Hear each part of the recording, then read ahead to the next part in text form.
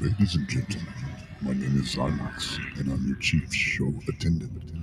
On behalf of the two hosts and the rest of the crew, welcome aboard Weird Wednesday Flight number 13, non-stop, from your current location to parts unknown. Our flight will be of about 2 hours, and we'll be flying at the speed of sound. At this time, make sure your seat backs and tray tables are in their full upright position, and that your seatbelt is currently fastened. Enjoy the ride.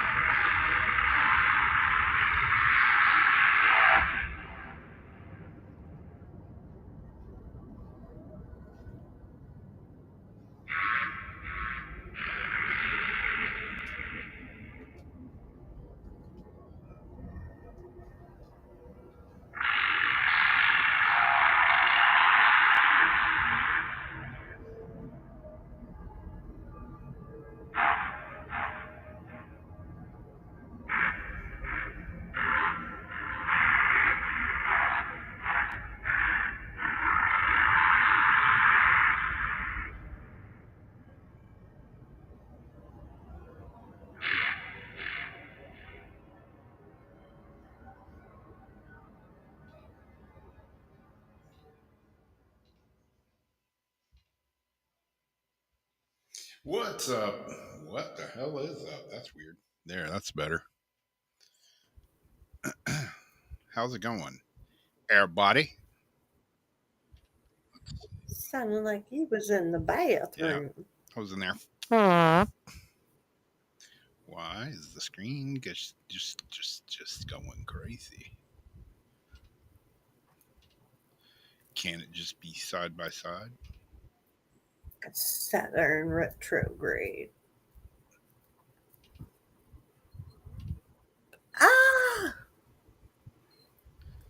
Oh, my camera has gum on it from the little sticker.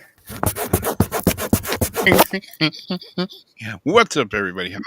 Welcome to the weird world of Weird Wednesday. The wickedly wild, weird world of Wednesday. Where we fly by the seat of our pants. You know, everything works great until right before the show, and then the computer wants to act special kind of stupid. I'm sorry, your camera has lost connection. I'm sorry. Not even the seat of the pants. It's like the last string. Yeah. Thread bearing. If you want to destroy our sweater. Yeah. But we made it this time. Yep. My camera lost connection. My audio lost connection. You know, right before the show. Wait, why not? What's I don't even act surprised anymore. I'm just like, oh, fuck. Again? Seriously? And then it. Oh, whoops. I'm answering and, seriously, as Weird Wednesday straightens itself out. You know, it's the damn South here when I'm drinking out of a damn mason jar. Is it some sweet tea? Yep. For real? Yep. It's unsweetened, but it has some honey in it. So it's got a little bit of a sweet kick to it. And I got this, you know, every once in a while I have a piece of dark chocolate. And I got this dark chocolate. Is it coca? Or no, cacao. It's Back to Human. Salty dark chocolate. Organic. 70% cacao. Vegan. Paleo. no sugar, no this, no that, no nothing. That means basically that it doesn't really taste as good. Well, it usually doesn't. The higher up you get, I get the 60% cacao. But when like you do the 90, when they Yeah, healing things, they always give you like this melted cup of like 100% cacao that's like, ugh. it's like bitter. But I think Yeah, they add stuff to it sometimes for yeah. people. This isn't terrible. I like dark chocolate. This is kind of bitter. The salt sounds good Yeah, it's got a little bit of sweet to it, so it's doable. You know what I'm saying? It's doable. if you like it. It's good for you, dark chocolate. Yeah, It yeah, has health benefits. yeah. I started eating it when I first started the carnivore diet. I was having like the first month or so, I was having some stomach issues, and I don't know if it was the diet or if it was me coming off of that Manjaro and all that shit that I was taking, but my stomach was just like not feeling it. And I read or I saw a video, try a piece of dark chocolate to soothe your stomach. And I tried it and it worked. And so I'm like, yeah, cool. I didn't know that. I didn't know that it helps soothe the stomach. Yeah, I don't know. Works for me, but I usually do that or some ginger. Mm-hmm. But yeah. Yeah, did the doctor finally fix my issue? No, the doctor ain't done a damn thing for me. Literally. Like, I haven't even seen the doctor. It was over 4 months ago that I had a heart attack, and I have yet to see a cardiologist. That's some whack shit right That's there. not even funny, man. Yeah, I went to my doctor that, hacked this hole in my leg. Had an appointment last week. His chicken shit ass didn't even show up. He sent his PA or whatever she is. And I'm like, well, at least she'll look at the wound, and maybe change my wound back or What at a least puss change the dress. puss. Yeah, she didn't do nothing. She didn't even look at the wound on my leg. Didn't even look at it.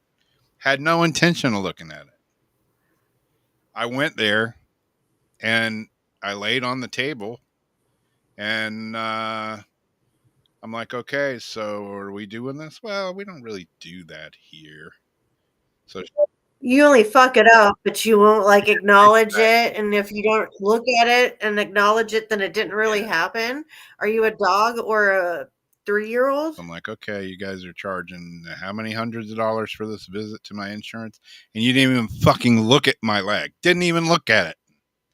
Yeah, they suck. I hate doctors and shit nowadays. The healthcare system is just a wrecked racket. It's been broken. Now it's just because they know that they can get away with so much Yeah. shit now. I was trying to call. My home health nurse came by today and changed my wound vac dressing and all that. And my wound is getting smaller. I could show you guys a picture of it, but YouTube would clink me. Oh, Yeah, I sent Jamie a picture. It's getting a little smaller. That there was some tape that I'm like kind of allergic, or I have this weird reaction to the tape and shit that mm. they use.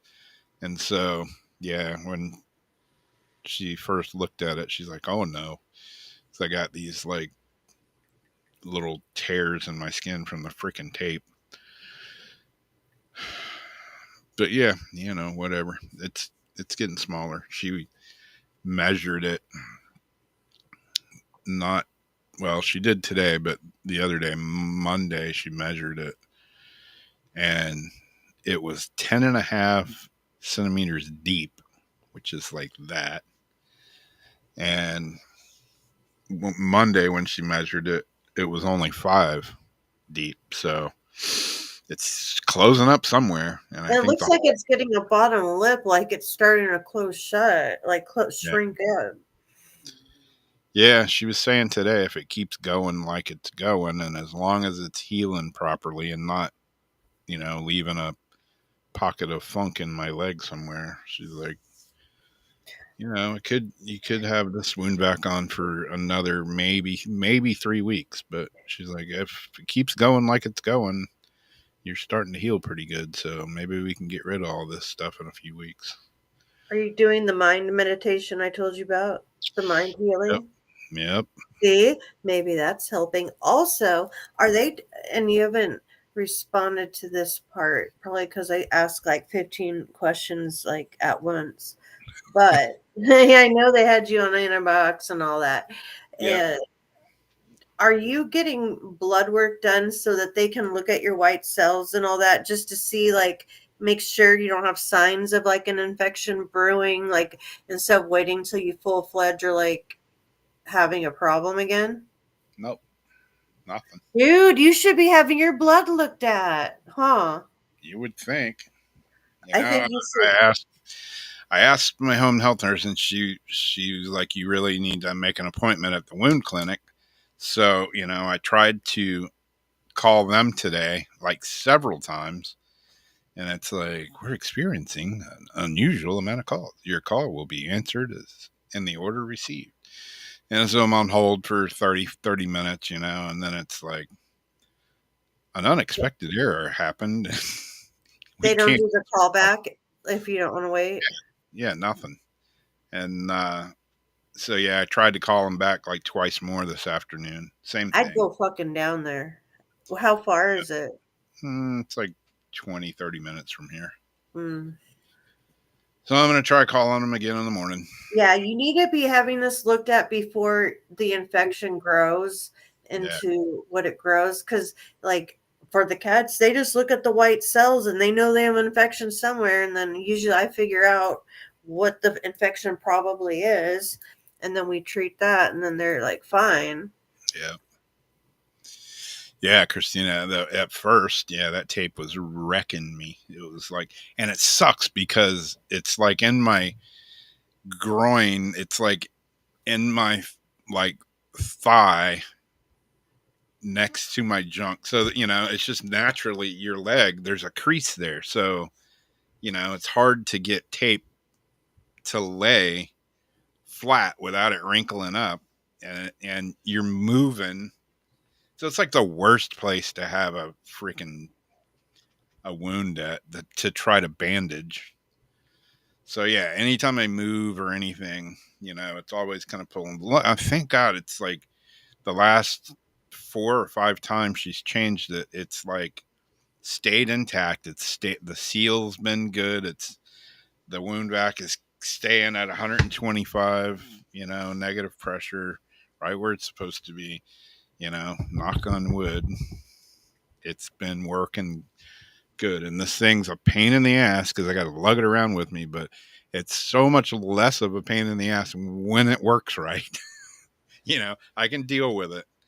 I got to drag the thing around and keep the battery charged. And it's like I had to go to Walmart today and get a little cushy seat belt pad for the strap on this thing because it was starting to blister my neck where the stupid strap's running. So I'm thinking of MacGyver ways to maybe put my padded guitar strap on this thing or something that doesn't scrub my neck raw.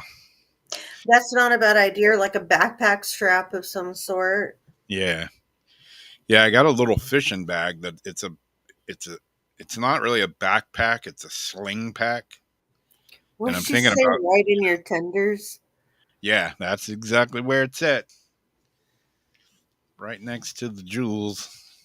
Yeah, a great place to try to put a bandage. It's like either a weird crease in your skin or your like ball hair or something. And I didn't see the swollen. I didn't see the swollen tenders. Yeah. I just heard about them. Yeah, I could. Yeah. They're like back to like 90, maybe 95% normal size now. I sent you these. These balls are made for bouncing. My Good ballroom's always full. I was like, how much bigger can they get before they just like split open? that was like the worst. Like when I came out of recovery, and like was laying there, and I, you know, reached down to like make sure everything was still there. I felt my one giant uniball. It's like a Because fucking it all swelled together, huh? it's like a hot basketball between my legs. I was like, Oh my what in God. the fuck? See, I Like, was picturing two soccer balls, and I'm thinking with your wound, how are you going to sit? Your legs are going to have to be like hell of apart. oh You're going to yeah, be sitting like you're pregnant because you're not going to be able to like sit forward because of the yep, owie. yep. It was a damn nightmare that first week or two. Like walking around with a 10-pound turkey breast between my legs. It made me think of South Park when he gave himself radiation to get the medical marijuana, and they're like bouncing on their balls. Yeah, Thought Rob's going to be bouncing on his balls pretty soon. Man, that was the worst. And that my right leg was like a freaking elephant leg. That's That scary, was man. huge. They're like pretty much normal. Like the other day, a lot of times I wear compression socks, if I'm playing disc golf or whatever. And there was not a chance in hell I could put those on because it just hurt too bad. My back of my calf was like super tight and tender, and like it just my that part of my leg would just burn like a bitch when I go to stand up. But yeah, a few days ago I had normal compression socks on for the first time, and felt good. I mean, I like them, but yeah, I don't have any swelling in my feet or legs at all now. My right leg is still a little tender, but yeah, it's A little bit tender. yeah. I mean, a couple of weeks ago I couldn't even walk. I had to use a freaking walker. I'm like, man, this sucks. And considering how slow, I was sure, that this was going to be a lot slower of a recovery from the first time. You still are, despite everything you're going through, I think healing at a really good rate. Yeah, hopefully I just keep healing and keep infection away. Hmm. Hopefully I can get a So you need that blood work. yeah, I can get an appointment at the wound center, and a doctor will look at the wound and talk to me, and I brought that up today with my home health nurse. I was like, hey, I finished my antibiotics like 2-3 days ago. I'm done with them. I did them for 10 days. It's pretty heavy antibiotics, even though it was, oral antibiotics, but Are they ones you can get immune to if you take too much? I don't know. I don't know. Because you don't want that to happen. If they're Yeah. that strong, then if you get another infection, that happened to me when I kept getting strep. I was getting immune to all the antibiotics, so the shit just wasn't working. Yeah. Yeah. It seemed to work for me. And, that was my concern was that 10 days going to be enough to hold me now that I'm just in the healing process with no antibiotics. So No yeah, IV. I need to get some blood work done just to make sure. But looks wise, she said it looked good, and she sent a picture to her boss, and her boss was like, oh, it's awesome looking. If you look at the picture, I wouldn't really consider that awesome looking, but yeah, it's all From red. two And pictures ago, it's a yeah, lot. I mean, that looked like it had wormholes in it before. yeah, it did kind of. Like I thought those were like hose holes. I couldn't understand how the holes got there. Yeah, it was tunneled all in my leg, and like Like, what was that? it was exactly what it sounds like. It was tunnels, like holes in my leg. That yeah, Of like the stuff fucking. as it was like building up. Well, it apparently, like when I first came home from whatever this second or third round, I fucking lost count how many times I've been in the hospital. But the last time when I came home, this wound basically just looked like a big gnarly scrape because it had healed over the top. because I had a wound vac on in the hospital for, I don't know, 8 days or more.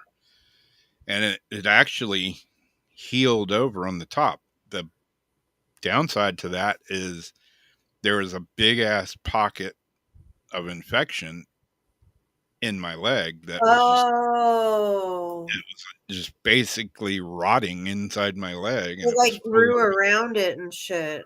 Yeah, so there was a big hole in my leg and on the inside of my leg.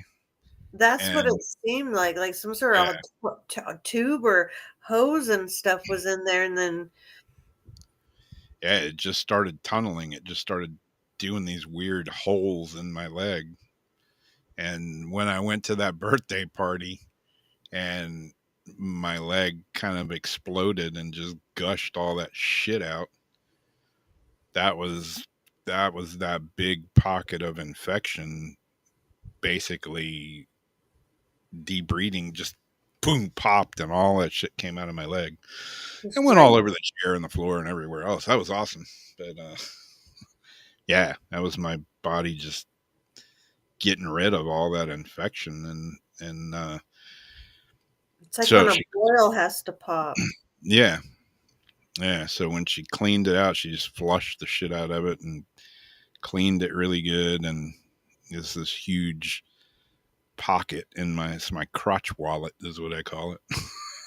At least they didn't have to cut nothing out of it. Yeah. People with sensitive stomachs, like, we talk about all sorts of weird stuff, and this isn't necessarily weird. This is what happened to Rob, so everybody's getting caught up on Rob, but it is weird stuff, and we don't hold back. So apologize for anybody who might have a sensitive stomach.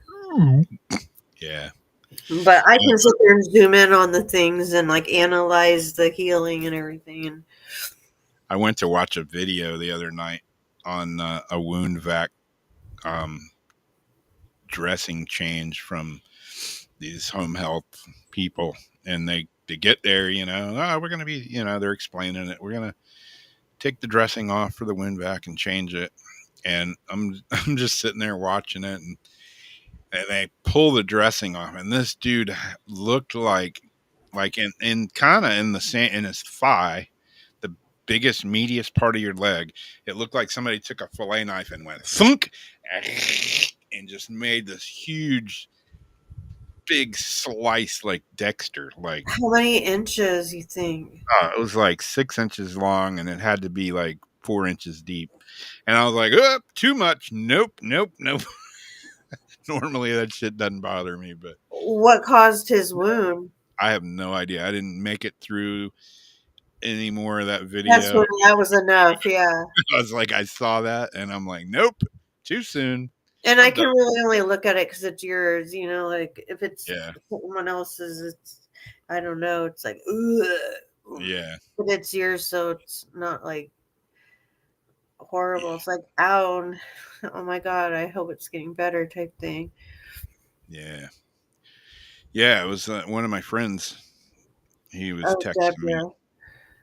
He was texting me the other day, and he was like, "Hey man, I gotta go in for an ablation, and I know you've had one, and I just wanted to talk to somebody that's had one." I'm like, "Dude, you don't want to talk to me, because I'll straight up scare the shit out of you. I am not one to. You don't want to follow me." I said, the first time I had one done, this was a piece of cake, man. I came home the same day, went to bed that night, ate dinner, went to bed, woke up the next morning, felt great, got up out of bed, and went surf fishing. I was good to go. This one, nope. This one has been the worst nightmare I've ever experienced. So yeah, you don't want to.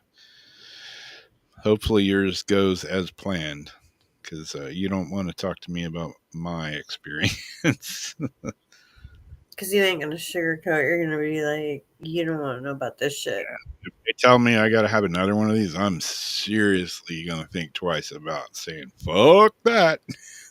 Well, this was like just a free, it depends who does it. Again, it's because of an idiot. Like, I hate blood work because this chick that didn't know what she was doing shoved the needle in one day, and instead of pulling it back out. She flipped it up this way. Blood shot out and started spraying everywhere. I got freaking sick watching it, and it hurt. Ever since then, I hate it. I still haven't gone in for my thyroid. 8 years later, she goes, when you feel convenient and at times good to stop by the lab, here's your paperwork, and go get your thyroid blood work. Okay. Well, guess what? 8 years later, I still haven't found convenient time to stop in the lab to have them stab me. I can pierce myself. I can get tattoos. I don't care about the piercing. It's the sucking of fluids from my body I have issue with. Yeah. And then having to smell the blood in the room. Yeah. I'm so used to it now. It's like looking at the bags. Yeah. My dad loved it. He thought it was just hilarious. He had to go every like damn week. Yeah, I had an IV in my arm. Well, I had like 5 of them in my arm, but I had one like right here, where your arm bends. Oh So, God, stings. it's like the worst place to have one. And I kept telling the nurse, I'm like, this IV is not working. I could see blood and stuff under the bandage. And she's like, oh, I'll flush it out. And she couldn't flush it. And I'm like, I'm telling you, it's occluded. It's not working. Just pull it out. And, well, we need to keep it in there, blah, blah, blah, blah, blah, blah. I'm like, okay, whatever. And it was like the next morning or something.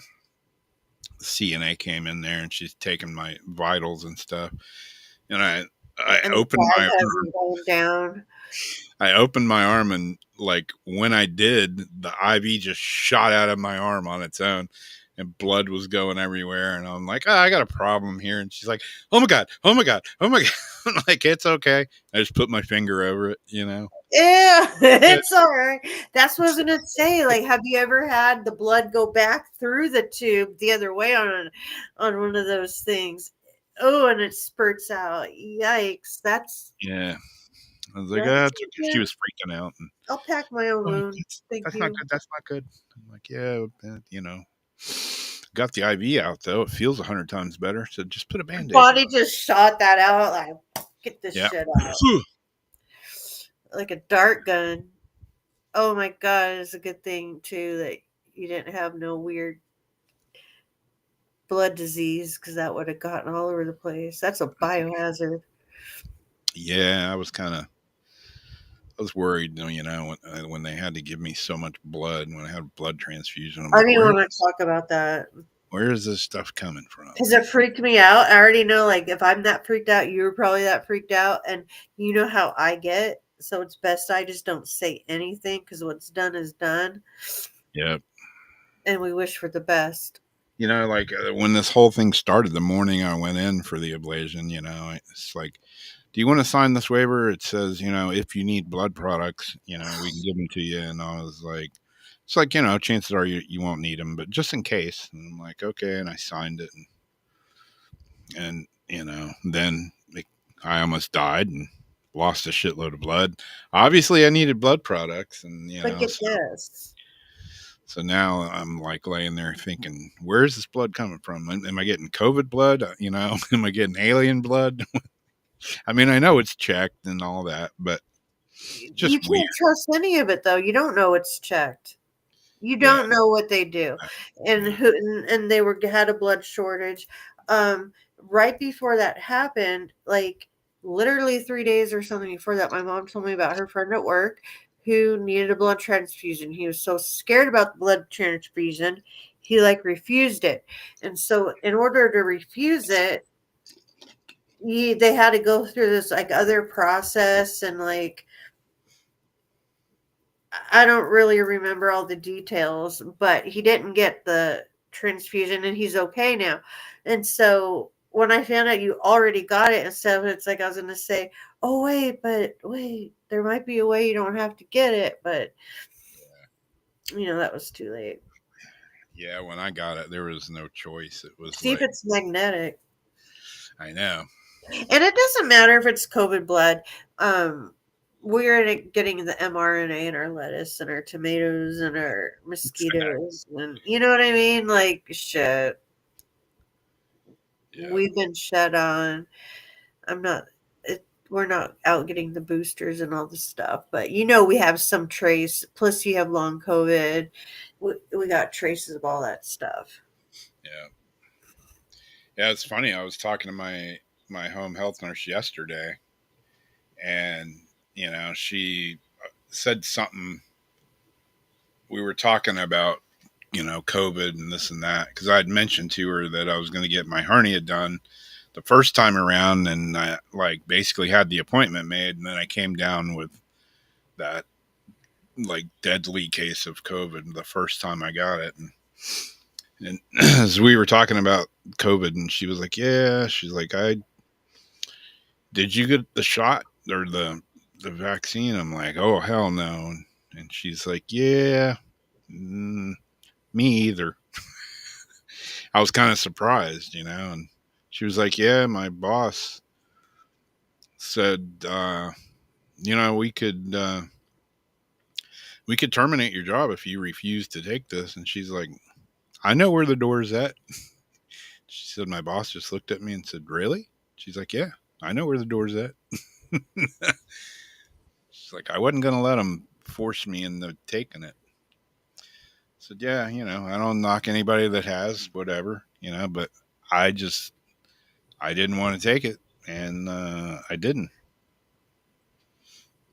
I just listened to my intuition, gut feeling, whatever you want to call it. Listened to my body, and it just said no." And I showed her some pictures of one of my friends that did take it, and it ain't pretty what it did to her. What? It screwed her up big time. She was, I don't know, she's perfectly healthy, very pretty, nice, perfect hair, like everything. And she wasn't sick or anything. She just, everybody was taking the jab, so she went and got it. And like within 2 weeks of taking it, her health like turned to complete shit. Like sores all over her head, lost all of her hair. Like, I mean, it wrecked her. And she became a very strong, very Advocate loudly against. voiced advocate against it. Her husband got it, and it didn't affect him. But yeah, I mean, yeah, I could show you pictures of her. I'll send you a picture of her at a later time. And yeah, I mean, it Yeah, like, I think we talked about her yeah, it messed her before. up bad. She's like, everybody's DNA is different. Everybody reacts different. Some people it affects in weird ways. Some people there's no side effects whatsoever. But yeah, it wrecked her. And she's like, "That's the only thing that I did differently, was get that stupid shot." And yeah. But yeah, that's me. I still got a hole in my leg. I'm doing better though.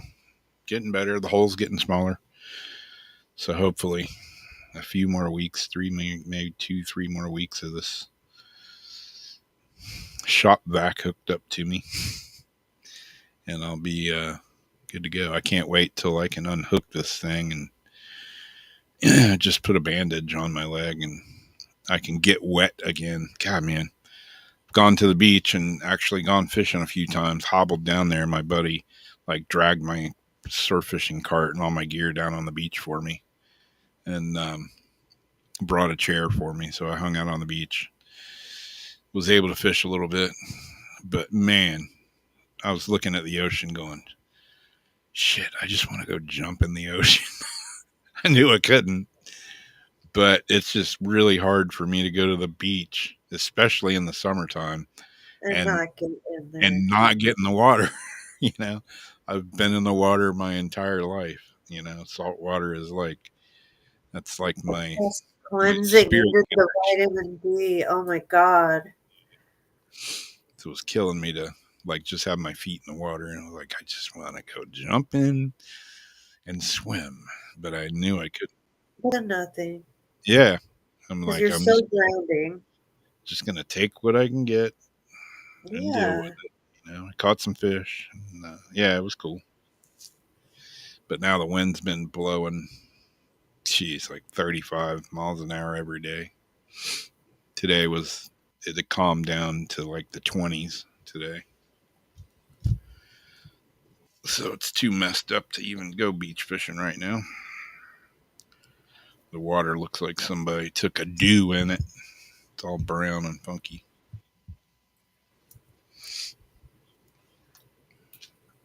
And of course, my phone stood Well, as a doornail. I was having problems because I had a crazy morning. I got my stuff done. Sat down. Look. It hasn't happened in weeks. Yep. I'm starting stuff up as soon as I'm going to read. Um, did my errands. Had a really crazy morning. Sat down to do articles, and the first thing I pull up, it's like Fox Odd News, where they have like these crazy ass articles. The first one I click, a malware thing pops up, and it blocks it. But it's my free version, but it still blocked it. Well, anyway, I'm trying to get into I can't get into like my messenger. Everything's acting all screwed up, this and that. So I'm like, damn it, because I had like an hour to try to get my stuff to Rob. Did a boot scan. Just used old articles that I've been sending because I send everything to myself to like verify later before I post it, because I don't like to post stuff until I actually verify it. And stuff to read later. So I had a few things that are weird. Nothing brand new from the last like week or so or today, but still weird. And then maybe if we have time, we could maybe do some cards at the end after we bring on the weird.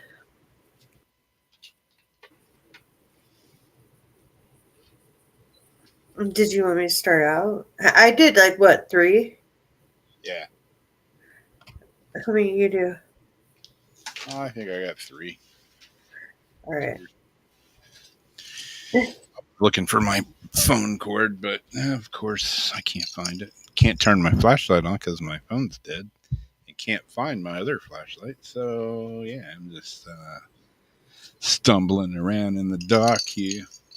You need your glasses and your shoes. I did get 2 nice big clear boxes at Walmart today to like reorganize all my cards and everything, because I have like little Amazon boxes as 2 bookends on each side of my altar. They're like collapsing. These are nice big deep plastic, and you Nice. can see on the side. I'm just so juiced to like get my cards all organized again. Yeah, I gotta straighten up my entire office here. It's a total. It's what we like to call a shit show. But it's an organized shit show. Mm. Is it? Did you say an organized shit show? No, it's Yeah. Is it an organized shit show? Like, you know where shit kind of is? nope. It's as far as organized, far away from organized as you can get. Oh, see, like my desk is a shit show. Can it reach? Can we look? Do you see all this? I don't know. But I know like where everything is. Like I know I can reach my hand in and find like what I gotta find. Yeah, see, I can't do that. I can't find my phone cord. I've lost a microphone in here somewhere that Dude, use coffee cups. Like, use see what? my coffee cups, like my big ass skull I have here from the Yeah. dollar store. This holds all the remotes to all of my like trippy lights.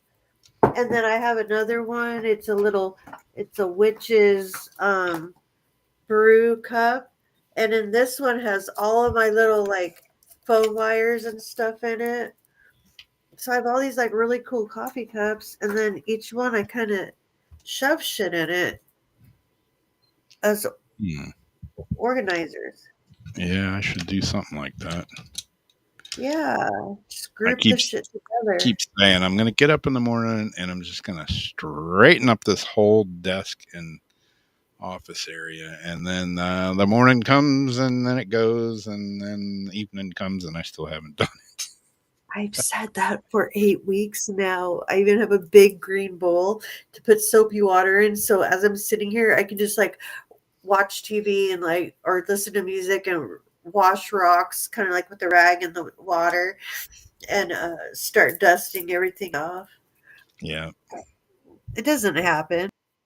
No. I did go through all my crystals the other day looking for that damn piece of moldavite that I was going to send you, and I still can't find it. Shit's been gone for 3 years now. Oh my gosh. Can't find it. That thing took off. I keep like not wanting to give up on it.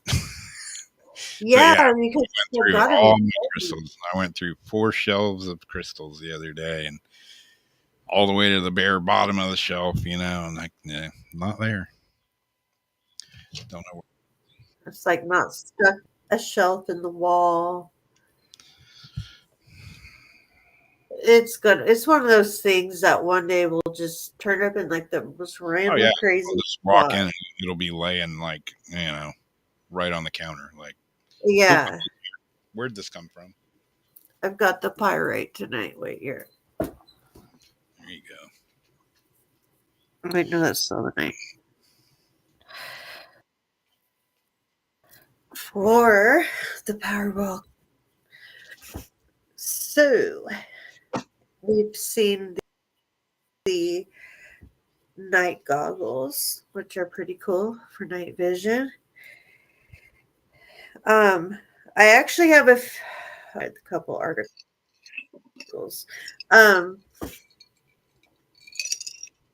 The one about 3 different articles because they both have like 3 different things that the Wi-Fi can do, which is pretty crazy. Humans have a new way of seeing infrared light without the need for clunky night vision goggles. Researchers have made the first contact lenses to convey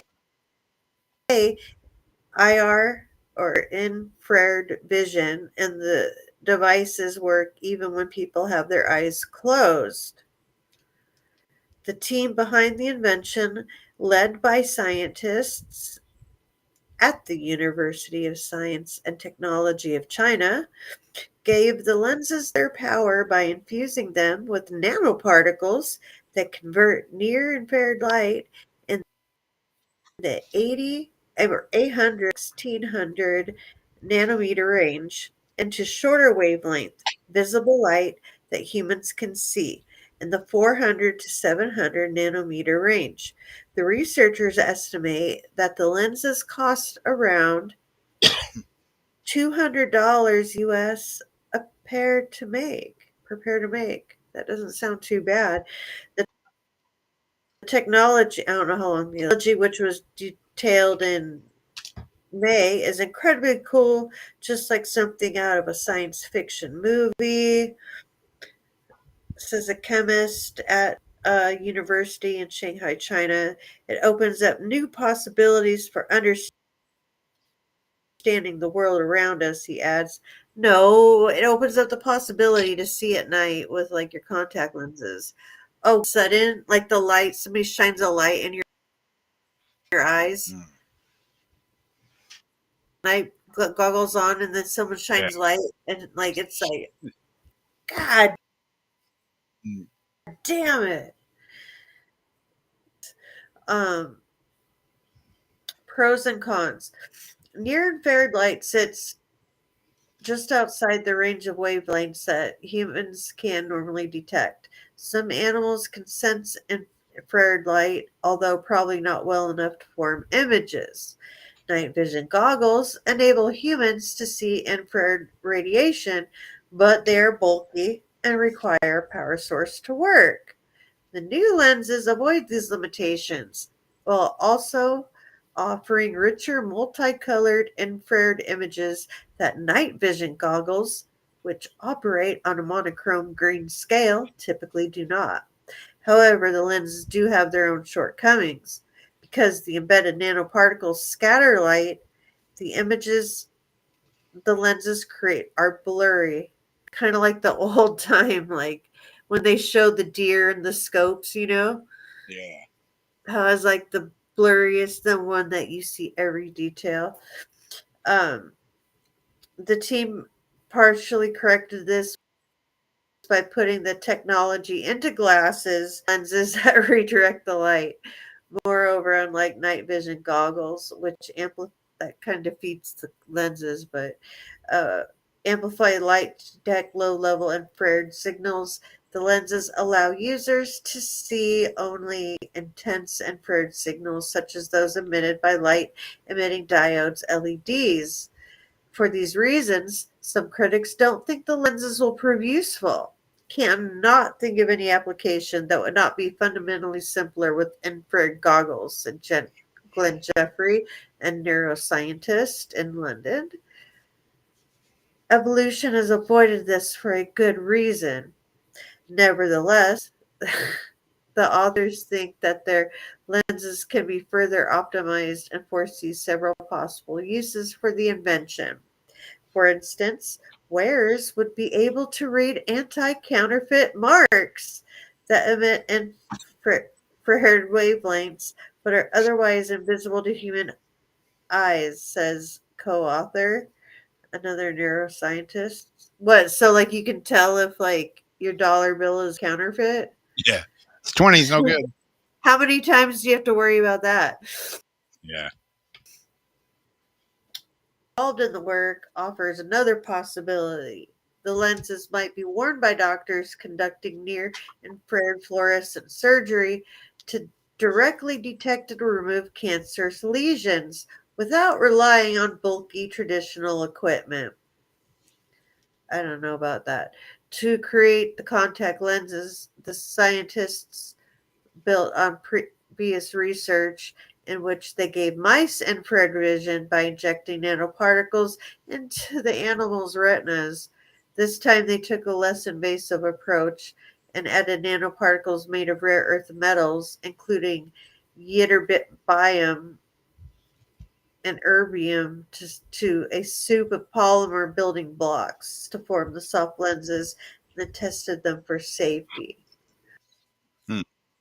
The main challenge was nanoparticles in the lenses to convert sufficient infrared light into visible light. So, tests in mice showed that animals wearing the lenses box that was considered safe over one lit up by infrared light, where mice without the lenses showed no preference for either box.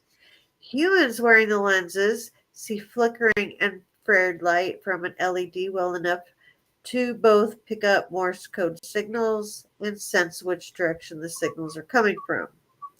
The lens's performance even improved when participants closed their eyes.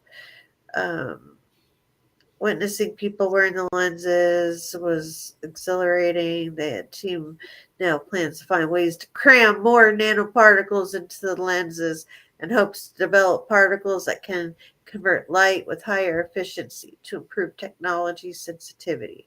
We have overcome the physiological limitations of human vision as if opening a brand new window into one world. Okay. Yay or nay on the Yeah, I don't know about that. I say nay as far as like in the field. Um, I don't know. I don't know. It might be cool to have a pair of them, like if you're on a spy mission, like trying to get um, some information on somebody, Yeah. I heard they're also making contact lenses now that oh man, I'm having a brain fart. I can't think of the name of this stuff. But the red stuff the 10 lenses that let you see the weird shit. Oh yeah, to see like what Debbie, like those glasses Debbie got, right? Yeah, they're making contact lenses like that now, supposedly. Yeah, that red Yeah, dye that makes you see like the trip outs double stuff. yeah, whatever it's called. Brain farting it. Oh wait, there's Debbie right there. Hey, Debbie.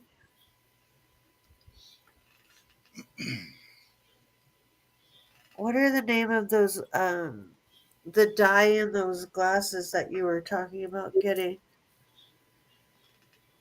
And maybe it might help in some sort of medical thing. I don't know. Yeah. But if it's blurred, you can't really make it out. And you have to actually wear glasses over it. I guess it's still smaller than like those big binocular ones that you got to flip up and everything. Yeah. Do you remember? Can you? Because we're having a brain freeze. The name of like the red dye or what they're called, what those glasses are called.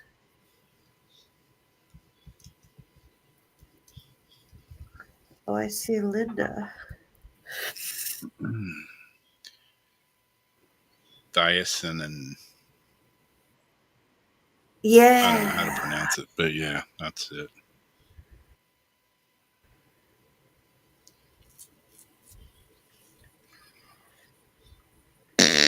Yeah, that's the name of them.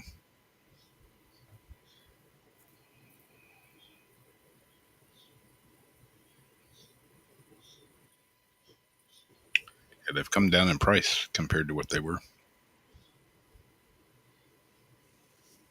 An account of early night vision goggles used in Vietnam. What are you looking at? I just Googled it. The Dicanon or the contacts? Yeah, just the name of the stuff. Uh, Yeah, how much are the contacts?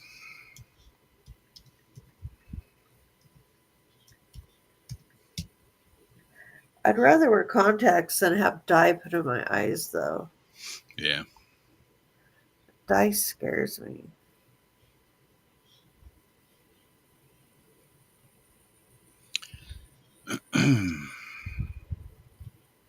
I wonder if it's like a hard lens.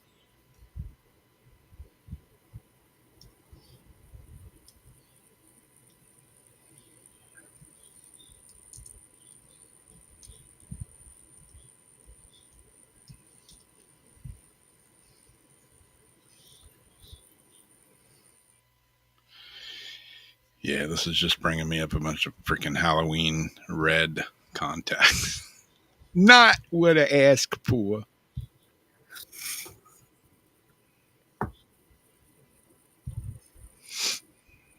I don't understand what that picture is supposed to be at the top of that thumbnail.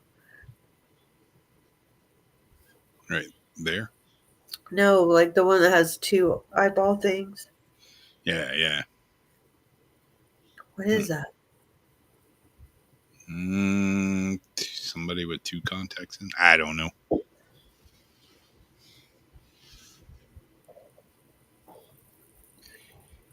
Let's see here. What do I got? I'm with you, Azariana. Yeah. I don't trust nothing. What have I got here?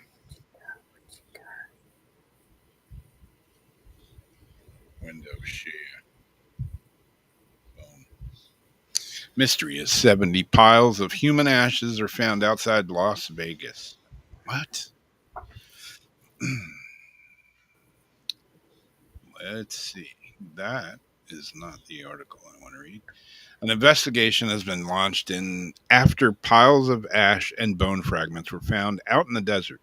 A gruesome mystery unfolded last week as after approximately 70 piles of cremated human remains were discovered scattered around an area of remote desert near Las Vegas. The alarm was raised when an anonymous individual reported the find to TV station 8 News Now.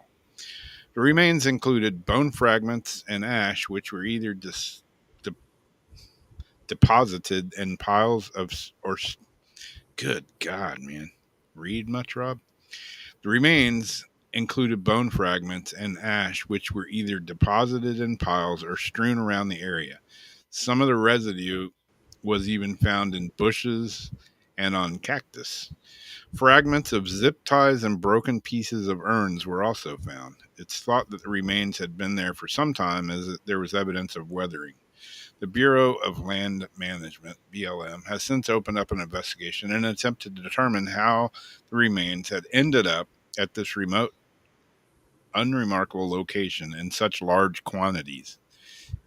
An analysis has indicated the remains had been professionally cremated, suggesting that a funeral home might have tried to dispose of them by dumping them out in the desert. How they managed to do that without being found out, however, remains unclear. You just drive out in the middle of the desert and dump them out in the middle of the night.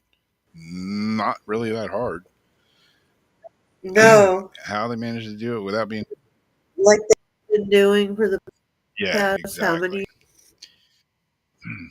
The decades? presence of zip ties is also particularly odd. Investigations remain ongoing. Well, Yeah, I don't know. They just what did they just find? They found a funeral home out there that had a room that had like I don't know how many like decomposing dead bodies in it that they just abandoned. kind of left them in a room. I bet that place smelled good. That's how they found it. Was they noticed a peculiar odor coming from the building. They went in and poked around and For yeah, real? like yeah, it was just in the news like a week or two ago. And I want to say it was out in like Nevada or Vegas, somewhere out there. I may be totally wrong on that, but yeah, yeah, that's what it sounds like. I mean, obviously, it sounds like a crematorium or a funeral home or something. Just had a bunch of cremated remains, and they're like, "What are we gonna do with these? Give me $50. I'll drive them out in the desert and throw them out there." And that's probably what happened. I don't think it's a big mystery as to how they got away with it. Like I say, they probably just loaded the shit up in a car or a van and truck and drove it out there and dumped it here in the desert. Like, I've been out there in the desert. There's nobody around. Yeah,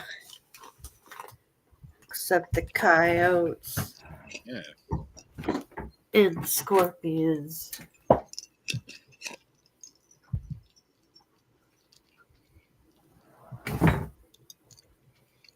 Yeah, it was funny. I was out there. I used to go out for this kite buggy event in the desert. And they were all, everybody one night was talking about, oh yeah, it's time to do the naked buggy run. And somebody was like, you guys actually go buggying naked? And the guy was like, dude, it's a 35 square mile dry lake in the pitch dark. Yeah, like who's going to see you?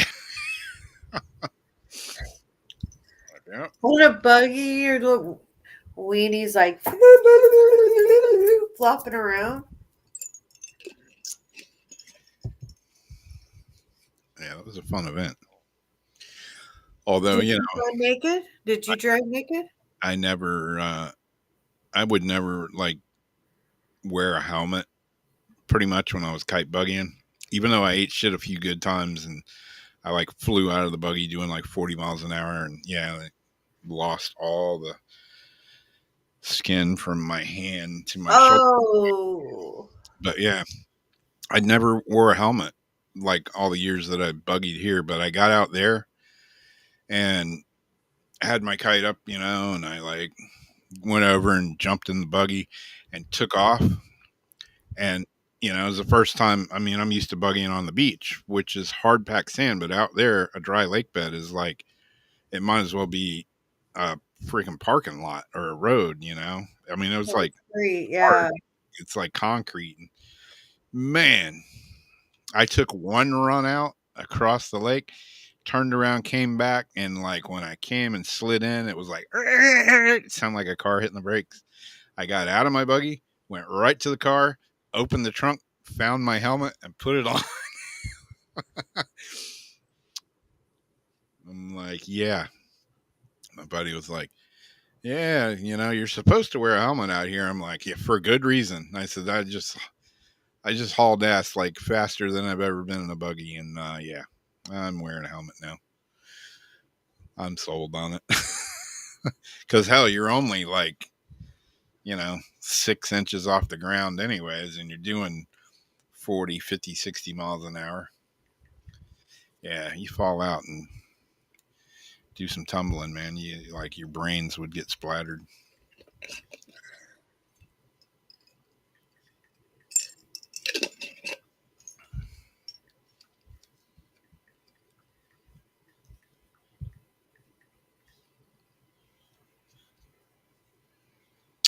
Let's see. There it is. I was looking for your other article. There she be. There she goes. I got a couple. Because one is about with Wi-Fi signals bouncing off your body, scientists can now identify you with 95% accuracy. And with this Wi-Fi technology, it's not limited to like the article I'm going to read. I'm not going to read all of them. I'm just reading one. But just so you know, they're also able to track you through your home. So they can actually see through your house, know where you're at, doing, um, and they or whatever, Morfi, MiFi, Who-Fi, that's what it is. But they do have several different ways.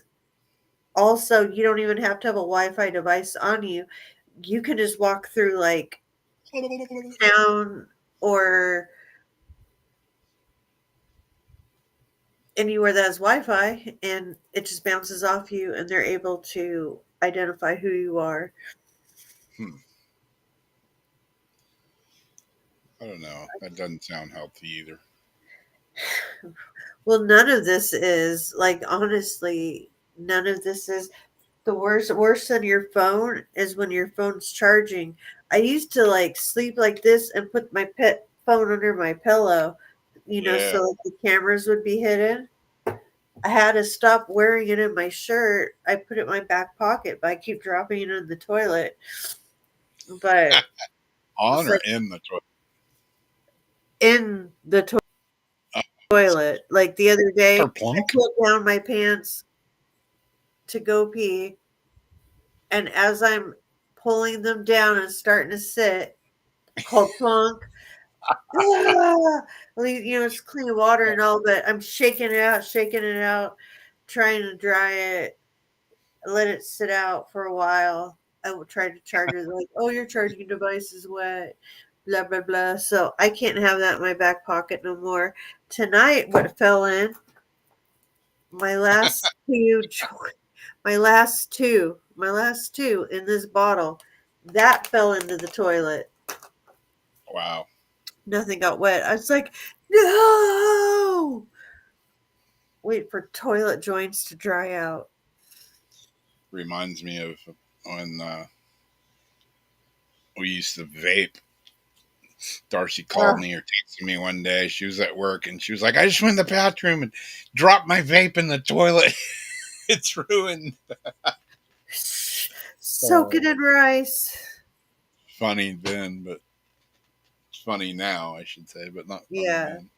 Not at the time. It's like, God, even if it's clean water or not, it's like, damn it. Yeah. Like, damn it, why'd I do that? Mm. 1 second, I had a perfectly fine phone, and like that. Kerplunk? Kerplunk. Glong. Yeah, I don't know, man.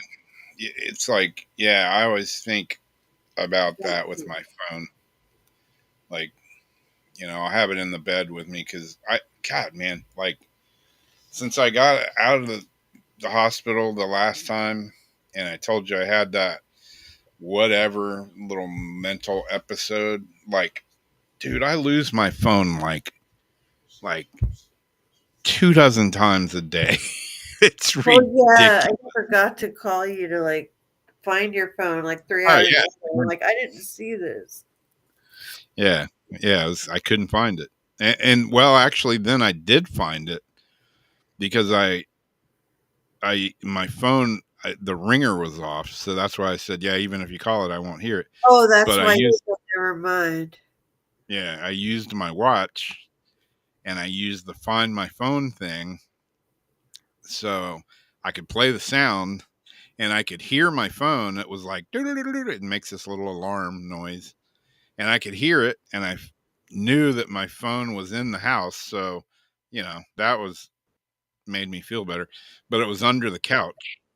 It was under the couch, and with my leg all hacked up, I couldn't get down on my knees and bend to get under the couch to get it. I just had to wait till Darcy got home. And, will you please get my phone from under the couch? Crafty though. Yeah, and I got one of those grabber things. That was like the first thing when I came home from the hospital the first time. I had ordered one of those things off Amazon because I'm going to be dropping shit. I'm going to be dropping the remote. I'm going to be dropping my phone, whatever, money, whatever. And I ordered one of those things off Amazon. So it was here like the day I came home from the hospital, and it works good, but it will not pick this phone up. It just won't. It just will not pick it up.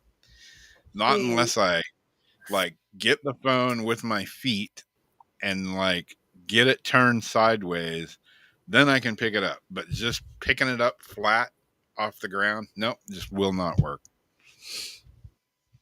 It's like, nope. And that's still putting muscle on your leg to have to do those maneuvers. Yeah, I went to get on my hands and knees, and I'm like, nope, this ain't gonna happen. My floppy wiener noise. Oh, is that what I did? It put a mental image in my head. Look, it's north in the wind,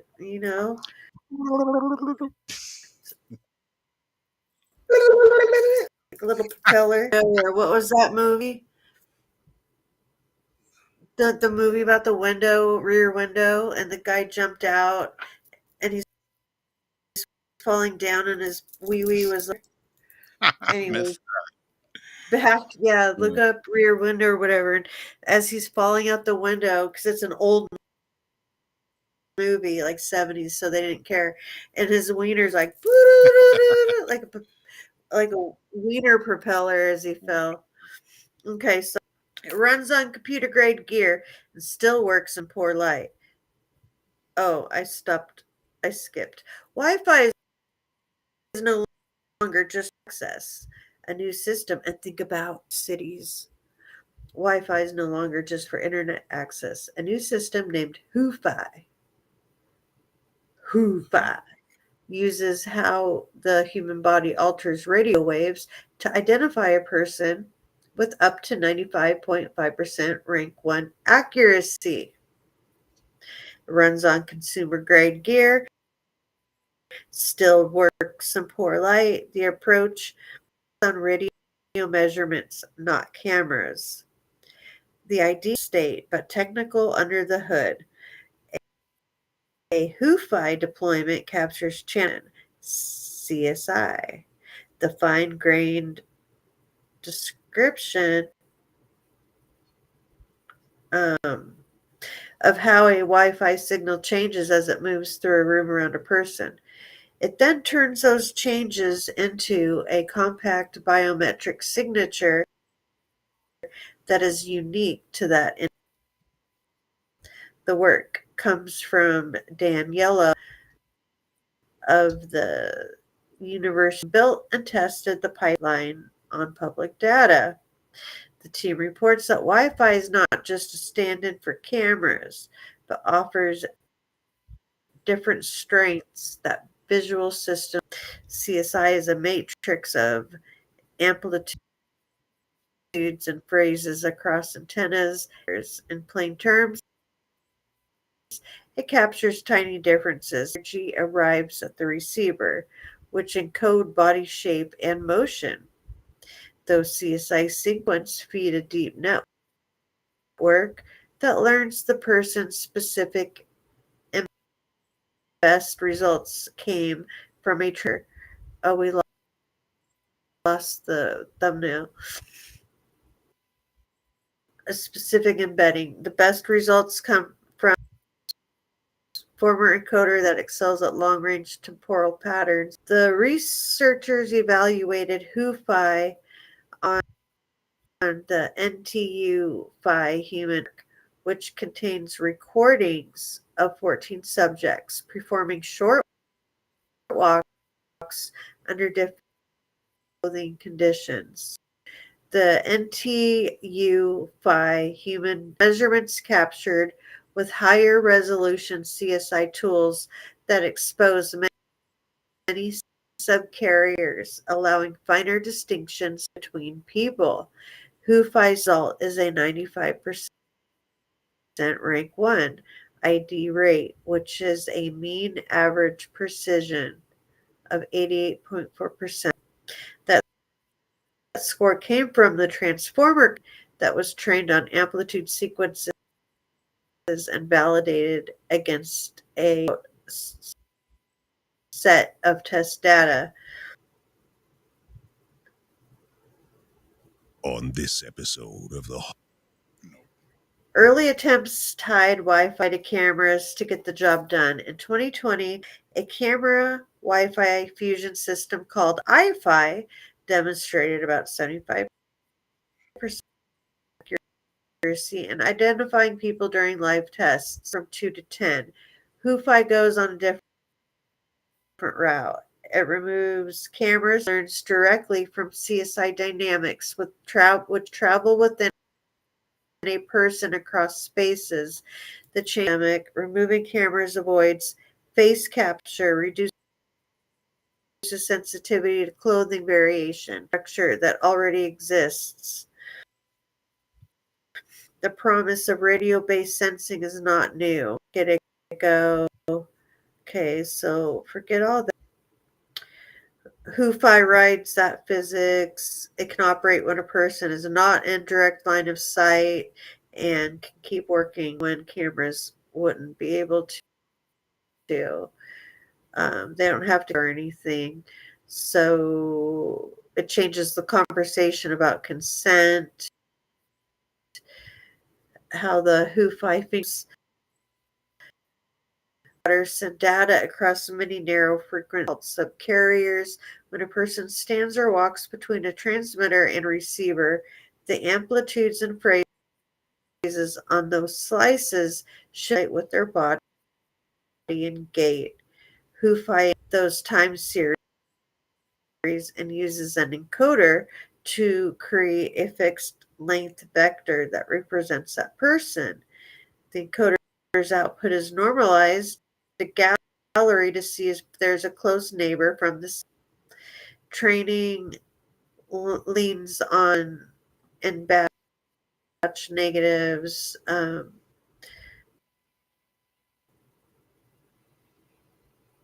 It's controlled with short walks inside defined areas, set clothing conditions, real world, blah, blah, blah. Okay. So this one more and regulators have a stake as well. Might bypass cameras, blah blah blah. So you get that idea that they can. It's like your Roomba camera, your Roomba vacuum works. Yeah. How it like maps things out. Yeah. The one that's creepy is your body can be fingerprinted and tracked by Wi-Fi signals. I think this is the one is if you didn't have enough to worry about when it comes to surveillance. Researchers have discovered a new way to identify and track people with Wi-Fi. Um,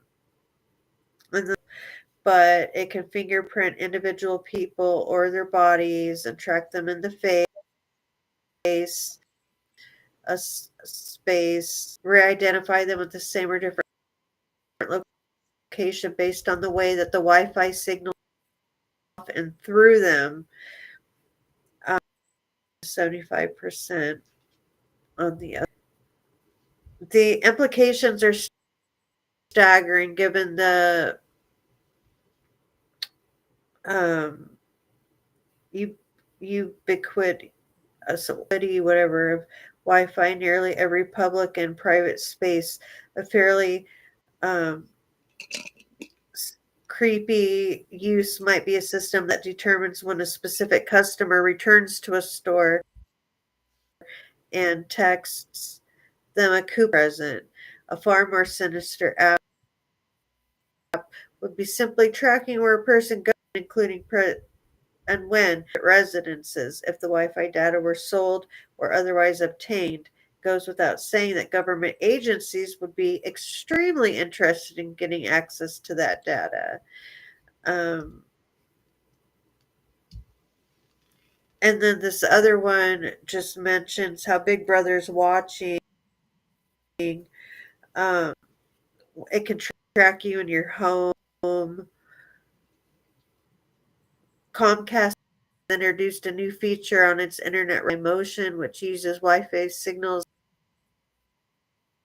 to detect motions from people, pets, or other moving objects, as many are concerned about the breach of privacy. It creates an oval-shaped area of Wi-Fi coverage, and anything that disrupts those signals may be detected. The feature can also work on stationary Wi-Fi devices like a TV, a printer. When a motion is detected, you can receive a notification. It works across various rooms and floors. It just tells you a device spotted it. It appears to be an extra security measure at first glance, but many view the technology as a threat to their privacy, not like security for their home. Wi-Fi tracking the location of everybody as they move from kitchen to living room to toilet does the opposite of providing peace of mind. And they talk about how lighting conditions pass through the walls. They can see a body alone can create a distant enough pattern in Wi-Fi signals to enable re-identification, so they can have passive tracking. So basically, they are doing a lot with Wi-Fi right now, and it goes beyond retina scanning from a cop on a sidewalk. I mean, everywhere has Wi-Fi. We're getting fenced in with street lights next to Wi-Fi tower. They're putting these 5G towers, which don't actually help your phone, next to street lights, next to power lines, and we're basically in this big fence. And I think that's why I started thinking at COVID what the 6 foot rule be. Well, I found out people in the military were saying at 6 feet they can identify a person using technology that, when they're looking down, the further apart, the more they can make it out. Well, I'm feed is at the same thing as far as stuff goes. Once we're in the smart towns and everything, they just built one out here. Yeah. Like I'm sitting here, I got, the EMF detector sitting here. And like I put it next to my computer, and it's like going up to like the yellow, the middle. I put it up next to the monitor, it goes to the yellow, to the orange. I put it next to my speaker and it goes, it's like blipping in the green. I got my modem sitting here for my computer. It just pegs it all the way over. Like the thing's sitting a foot and a half away from me, and it's just like all just constantly in the red. And it's what's trippy is my phone is dead right now. It's not even on. Let me see if I can make this.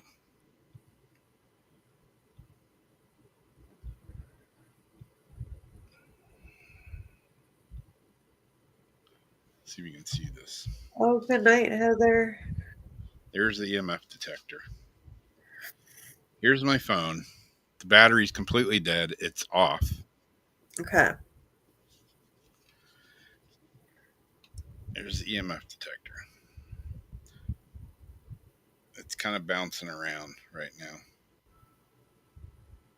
If I put my dead phone up to it, it's going all the way over in the red, like,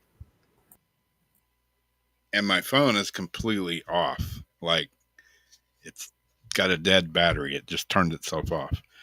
So it's still emitting some sort of something from the battery or from the Wi-Fi or from whatever, And like when I was working one day over at the art gallery, there's a lady that used to, she worked for the NSA, and she was like, "You notice I don't have a cell phone?" And I'm like, "Yeah." She says, "There's a reason." I said, "Well, I hear all the rumors that, the NSA can track you and all that." She's like, "Oh, you have no idea." She's like, "If you have a cell phone, if you have a TV, if you have a computer, you're being tracked 24/7. And everybody carries a cell phone around. And even if you turn it off, they can still track you." Yeah. And everybody has, you just become immune to it. It's like, your computer too. yeah, you just accept it. It's just like, You turn it really off. no. And just like Facebook is the most intrusive tracking social experiment in the world currently today that I know of anyways. But yet, everybody just accepts it. It's like, oh yeah. I Because mean, there it is. On us. I'm guilty of it. I'm just like, if they want to track me, I mean, I'm like a boring dude. If they're gonna track me, whatever. They're gonna find a way More power to them. anyways. Yeah, but it just sucks that everybody's so compliant, complicit, whatever, to it, that you just get to a point where you don't even care anymore. It's like, yeah, I know. Yeah, I know. I don't care. I mean, I'm guilty of that. Censor because you want to deal with the backlash. Yeah, that's the worst. It's it's the convenience. Just like the other night when Facebook, banned my account for a fucking picture of me wearing a Misfits shirt. They deemed that I was hanging out with, what did it say? Dangerous people and dangerous groups, because of a freaking t-shirt I was wearing from the band The Misfits. I was deleted off of Facebook completely. Like, Jamie couldn't even find me on Facebook. That was And so I know I can still find Rob. I have him on, in other places, but I'm like, Rob, looking at him like, you're not on Facebook anymore. It's I was just so completely. weird. It's funny because I always say, I've tried to get kicked off Facebook and it never happens. And then the It other really night, has. I was just gone. I Didn't was even know completely. why at first. Yeah, I sent you the message and it's like, yeah, you've been removed. You have 180 days to appeal it. And I'm like, you fuckers don't even tell me why, And then after digging, I found out why. Because of a T-shirt I was wearing.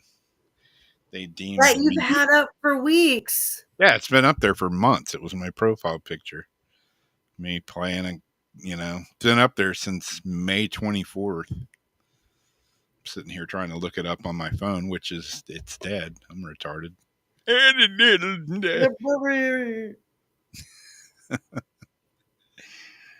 But yeah, good old Facebook. Yeah, I was at first I was like kind of like, what the hell, I was trying to figure it out, and then just kind of an overwhelming sense of calm came over me, and I'm like, maybe it'd be nice just being gone from Facebook completely. I try to talk myself into that stuff. Like when it's like, okay, maybe this is just it. Maybe, whatever. But then it's like, oh, but now I can't do this or do that. And da, da, da. I still want the option to have it. Yeah, you get used to it. You Because get a used lot of people are there. And if they, Yep. weren't on it, friends and family that you catch up with, and like Yep. the purpose, the point of Facebook is the parts that are sad, not that, ooh, I can't post or like or react to shit or do group activities, or you're gonna put me at the bottom of the feed for 90 days and not recommend my profile. Wah, wah, wah. Yep. um it's like, shit, I want to know what my uncle in Missouri's up to, and my cousins in Arkansas and up in Washington. And Yep. I was talking to my friend today that he works up at Fish Bites, which is it's a bait. It's a synthetic bait that is made here in St. Augustine, and it's worldwide. And we were talking about Facebook, and he was like, "Yeah, I saw you got kicked off there the other night." And I was like, "Yeah, that piece of shit Facebook." He's like, "I know, I hate it. I hate it." He's like, "But it's like if you have a business, it's one of those necessary evils, He's like, "We built $1 million business pretty much on Facebook, you know, because it's free to, you know, put your business on there, and it's free to advertise and, get the word out." And I mean, it went from, being a tiny little business to a, multi-million-dollar business now. And they pretty much did it by using Facebook. He's like, so it's like a hate relationship. He's like, I hate it, but we have to use it every day just for business. Like, yeah. So when I quit Facebook a couple of years ago, when I came back, I said I would just come back and post food pictures, use it for my band, and use it to sell stuff. And I've tried the to stick with shows. that. And the Yeah, shows. but occasionally I get sidetracked. But yeah, I just try to post food, fishing, music, and use it for the show stuff. And everything else can just fall to the wayside. And I do keep in contact with my family and friends and stuff. And it's not even that. You still contact them other ways, but it's like you don't see them every single day to catch up. But when you have like pictures, it's like, oh, cool. You get to see your brother like release a fish, or you get to see what my cousin and my uncle's visit was like up in Alaska, and Yeah. it's just keeping up that way. You kind of know what people are doing when you don't. talk to them every day. Yep. Like you strip it all away. That's what it was about. Yep. We had other platforms for other reasons, but Facebook was like, different even than MySpace. It was more like a place to connect with your, high school friends and family Yeah. and the people that you don't get to talk to all the time. So you can just kind of keep tabs on everybody. And when you do see them, it's like, oh, what have you been up to? My boat, blah, blah, blah. Oh, yeah, I've been seeing the pictures of it. That looks cool. And I Yeah. don't know. Since we don't mail each other pictures anymore, and it's not like when you have like a holiday and you get duplicates and somebody gets the extra copy of Yep. pictures, or you're not whipping out your wallet and showing photos. It's like you have your collages online.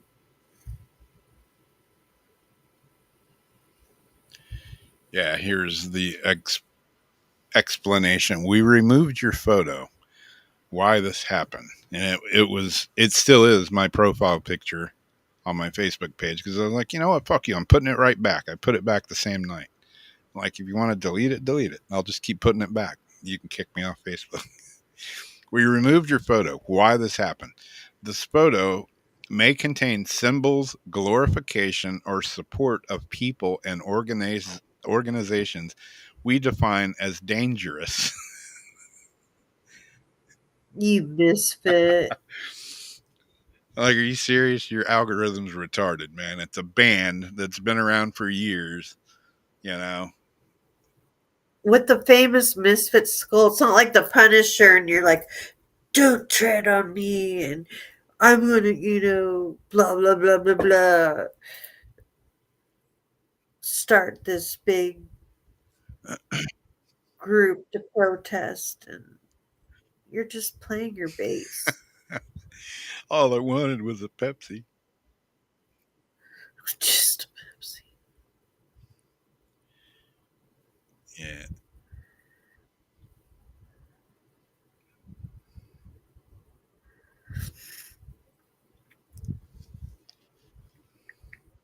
You got another one, or Yeah, I'm trying to yeah. get back to it now. My computer's just acting reread.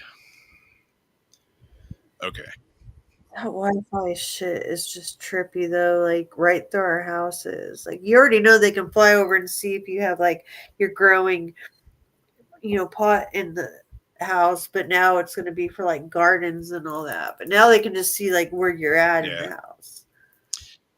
Ooh, Minnesota man murders his neighbor who he thought was an alien. Okay. You gotta hate when that happens. Damn aliens. This wasn't Florida. A bizarre murder case saw a 38-year-old man shoot and kill his neighbor while believing her to be an extraterrestrial. The incident began last week when a witness who presumably lived at the man's home recalled being woken up in the middle of the night by the suspect to be told that their neighbor, a 70-year-old woman, was in fact an alien, and that a spaceship was coming to take them away. The man then reportedly called the neighbor up and asked her to come around to help him with something. When she arrived, he shot her 7 times with a firearm. Somehow, she was able to make it back to her house, and while the first responders were initially able to ask her what happened, she sadly succumbed to her wounds and died shortly afterwards. The suspect was later apprehended after breaking into a nearby house. He wasn't mentally unstable to begin with at all, was he?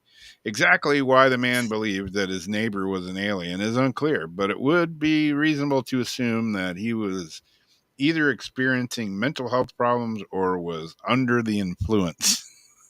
Whatever the case, the fear of being carried away by a spaceship prompted him to commit murder. He will appear in court on August 8th. Wow. Probably plain Yeah. insanity. Probably plea. Drugs are bad. A man just shot an 11-year-old boy out here, or I don't know where. They were doorbell ditching the boys. I guess they kept going. They're at a slumber party, went out, decided to doorbell ditch like kids do. Yeah, it can get annoying, and especially when like kids these days will like knock your door down and rob you. You never know, but it was obvious these kids had hit the house like a few times, like ring the doorbell, then they run off laughing, and then they go hit another door, run off laughing. Well, they got this guy's house a couple times. He goes out, gets his gun, gets in the bush and waits. They come up. He starts firing. They start running. Shoots an 11-year-old in the back. Kid goes critical condition, dies in the hospital. Damn. Like, what is making people go so crazy that you can be that annoyed? You know what they're doing. You know they're just like, why didn't you just spray him with the hose or say like, Get get out of here, and spray him off? Yeah. First, he shot at the ground. I'm thinking about like gas lines and everything. People are batshit crazy nowadays. They don't think. Like, what is happening? I don't know, man. Some damn violent video games, man. I don't know. Like, who goes out and goes and shoots? He's like a dude. He's a man and shoots a kid. 11. A kid shoots at kids that are just screwing off. They're not.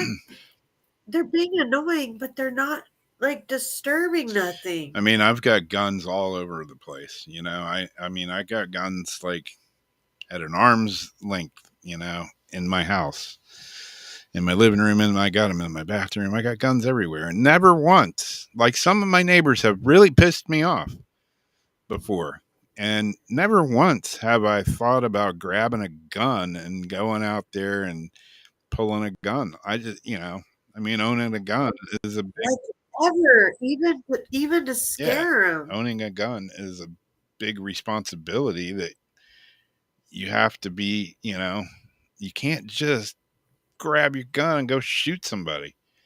But yet shit happens every day, and it's not the gun's fault. It's a crazy ass person, Yeah, they want to blame the gun, but not the mental freak behind it. There's a 45 sitting a foot away from me. It's been sitting there for months, it ain't shot nobody. It ain't gonna shoot nobody until somebody picks it up and goes crazy with it, I got a 40 right there, and by damned, it hasn't shot no one, gotten up and even attempted.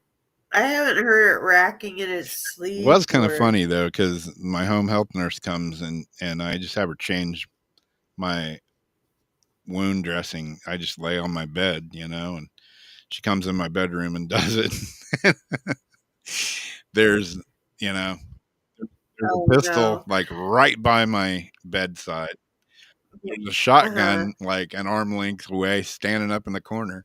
And she, like, the other day, she was like, "Is that a real shotgun?" I'm like, "Ain't gonna do me no good to have a fake one." Yeah, hell yeah, it's real. She's like, "Well, I grew up with guns in the house, Yep.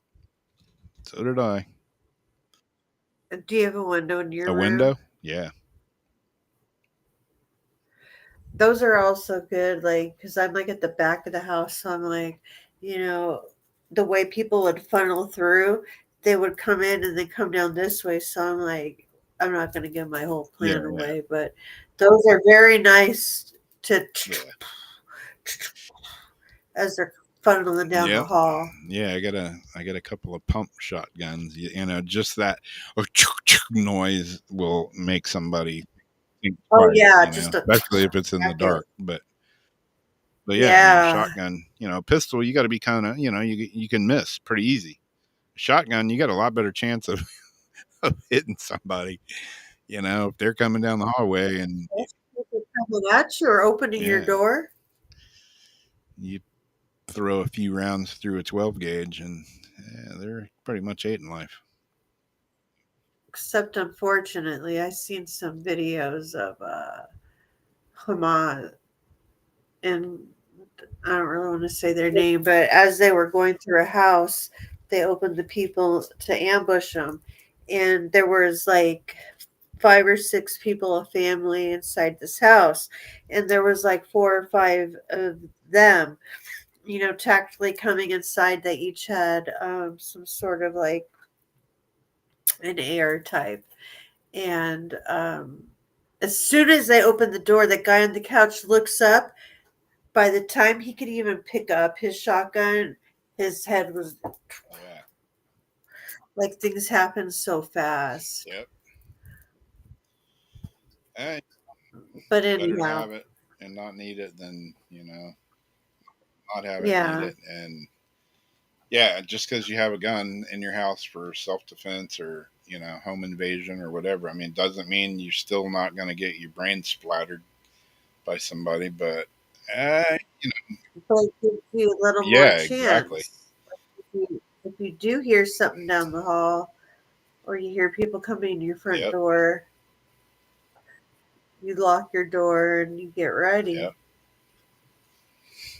Yeah, I mean, I see these home invasions where it's crazy nowadays where you see on the doorbell cam these guys kicking in somebody's door.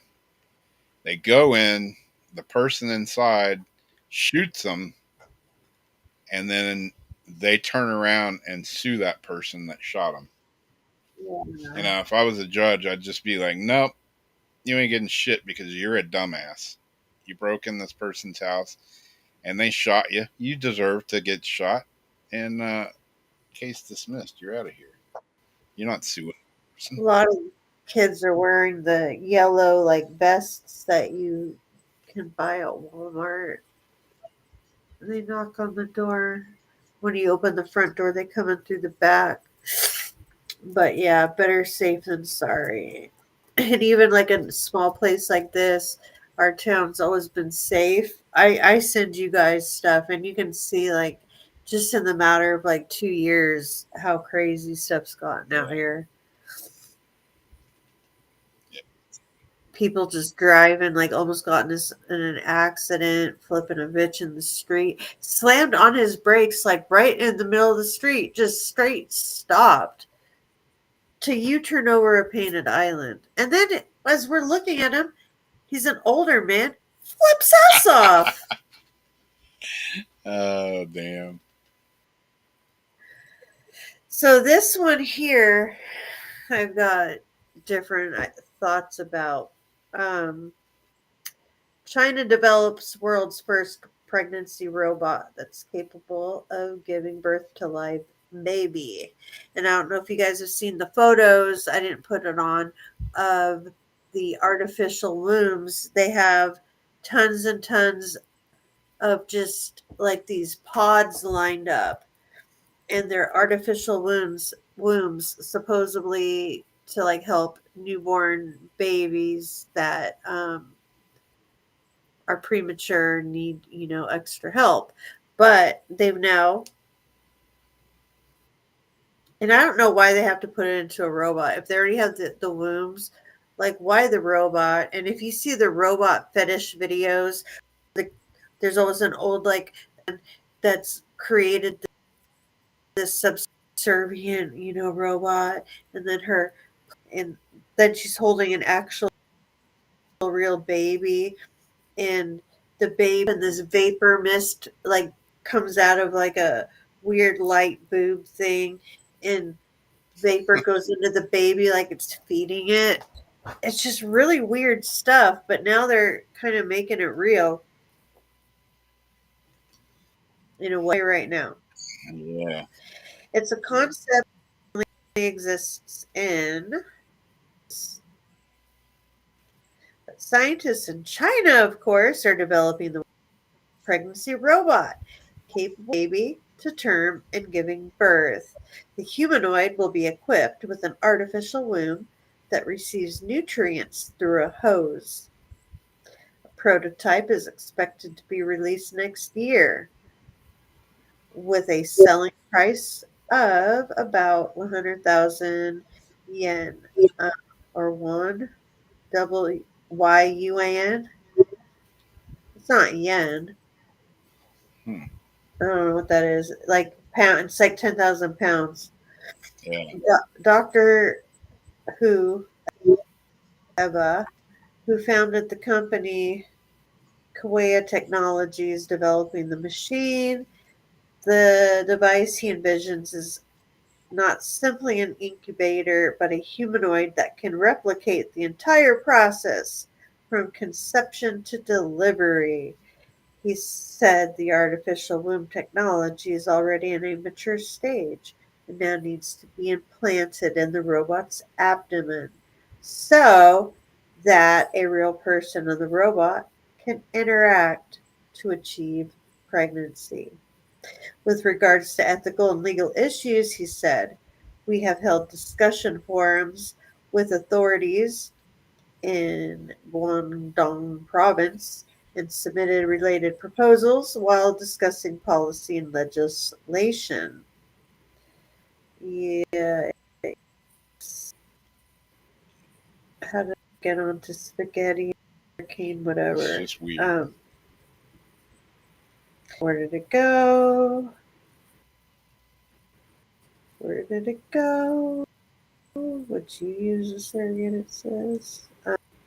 It's just weird how it's like not just this, but like in all different aspects, with weather, with robots, with computers, with nanotechnology, with, the brain chips like Elon's talking about, it's like there's this huge, like, just God complex of, Oh yes. you know, it's like, I just don't think that's a good route to be taken. I mean, the whole making a baby and a woman giving birth to a human. I mean, we were all born you know at one time from our mom or whatever. That whole process has always just been amazing to me, to see a baby grow inside a person and come out. It's like, holy shit, man, that's like magic. That's like some, That's why I got into early childhood development, like, because that stuff was so trippy. yeah. Got But me. to see it go in this route of being, robots and fake wombs that can hold a baby, and I don't know, man, that's Like, just why weird. does it even have to be? Oh my god. Um. I mean, women have been having babies for thousands of years. What's the need to make it like this now? Well, we I know don't know. China, they have a very low birth rate right now. And a lot of that I attribute to how they used to kill off all the women and the daughters. Yeah, But, like, and people say, well, it's great for people who maybe can't afford a surrogate. Well, there gets to a point where maybe you just shouldn't, right? Like, I exactly. understand everybody, and it's a heartbreaking thing. I'm not knocking anybody who wants a child so bad they would do anything. And, you know, that's a personal thing. But, if you do the IVF, if you do the egg freezing and the donor, all this stuff you do, they usually end up with like twins and triplets. Um, Yeah, okay, if you get a surrogate, okay, you're getting someone to carry it for you. But other than, and that is a little, but it works. It works for people. yeah, it's kind of weird, but yeah, This, I mean, if people used to think test tube babies and they would make fun of petri dish babies, test tube babies, come on, man! Like your parent is a humanoid robot. exactly. It says that experts have not yet provided any specifics on the egg and sperm, how they are fertilized and implanted in the artificial womb. His revelations were made during an interview the Chinese version of TikTok. News of the development sparked intense discussion across Chinese social media, with critics condemning the technology as ethically problematic and unnatural. Many argued that depriving a fetus of maternal connection was cruel, while questions were raised about how eggs would be sourced for the process. However, many showed support for the innovation, viewing it as a means to spare women from pregnancy related suffering. One wrote, many families face significant expenses for artificial insemination only to fail. So the development of the pregnancy robot contributes to society. How much is the robot? Previously, science kept premature lambs alive for weeks.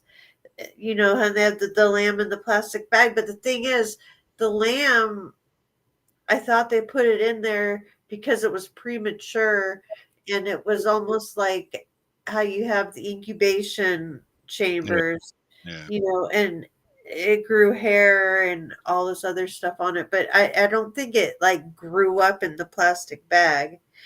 Yeah. They Lamb chops.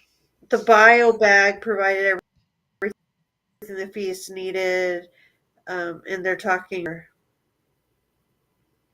Oh, son of a bitch! I don't know, man. I just don't think it's a good idea to be playing with shit like that. No, I think that might be. Let me scroll right to the bottom. I don't know. So, about feminists, the lamb in the bag, the bio Maybe it's me.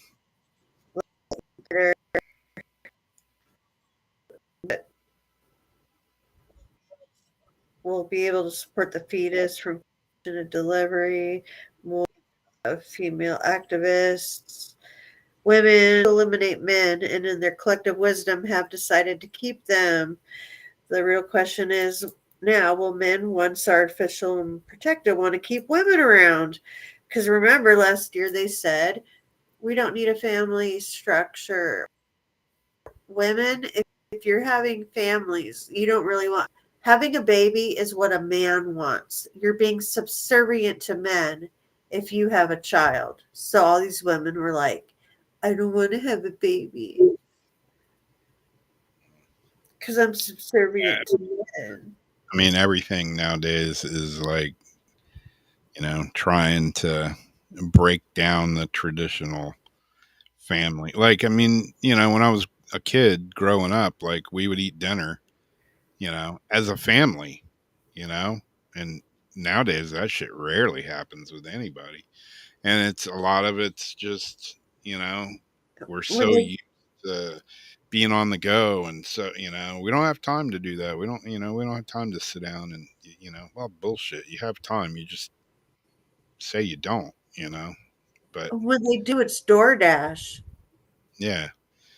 I mean, we're so used to convenience, you're so used to driving through and getting your food handed to you out of a window. It's just like the convenience is just killing everything. Instant gratification. It sucks that, I mean, we all got phones, and how many times do you go out somewhere and you see a whole family in a restaurant sitting at a table and nobody's talking to each other? They're all like mesmerized and playing on their phones. Nobody, I mean, I've been guilty of it. I've gone in and got distracted by my phone, and then I'm just, what the fuck am I doing? And just turn the thing off and put it away. It's like we've lost that human connection, and it's just getting worse. It's getting completely worse.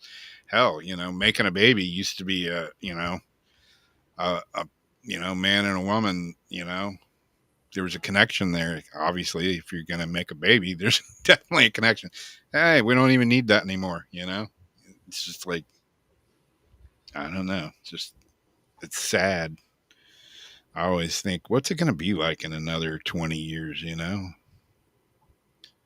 What's it going to be like? I see these little kids that are growing up, and I'm like, what's their world going to be like? Because you know, I mean, I grew up in a world that didn't have computers and, phone. If you had a phone, it was like, holy shit, they got a phone in their house and it was connected to the wall by a long cord, you know, and your TV didn't have 150 channels. And, you know, I wouldn't trade those times for anything. I'm glad I grew up in the era that I grew up in.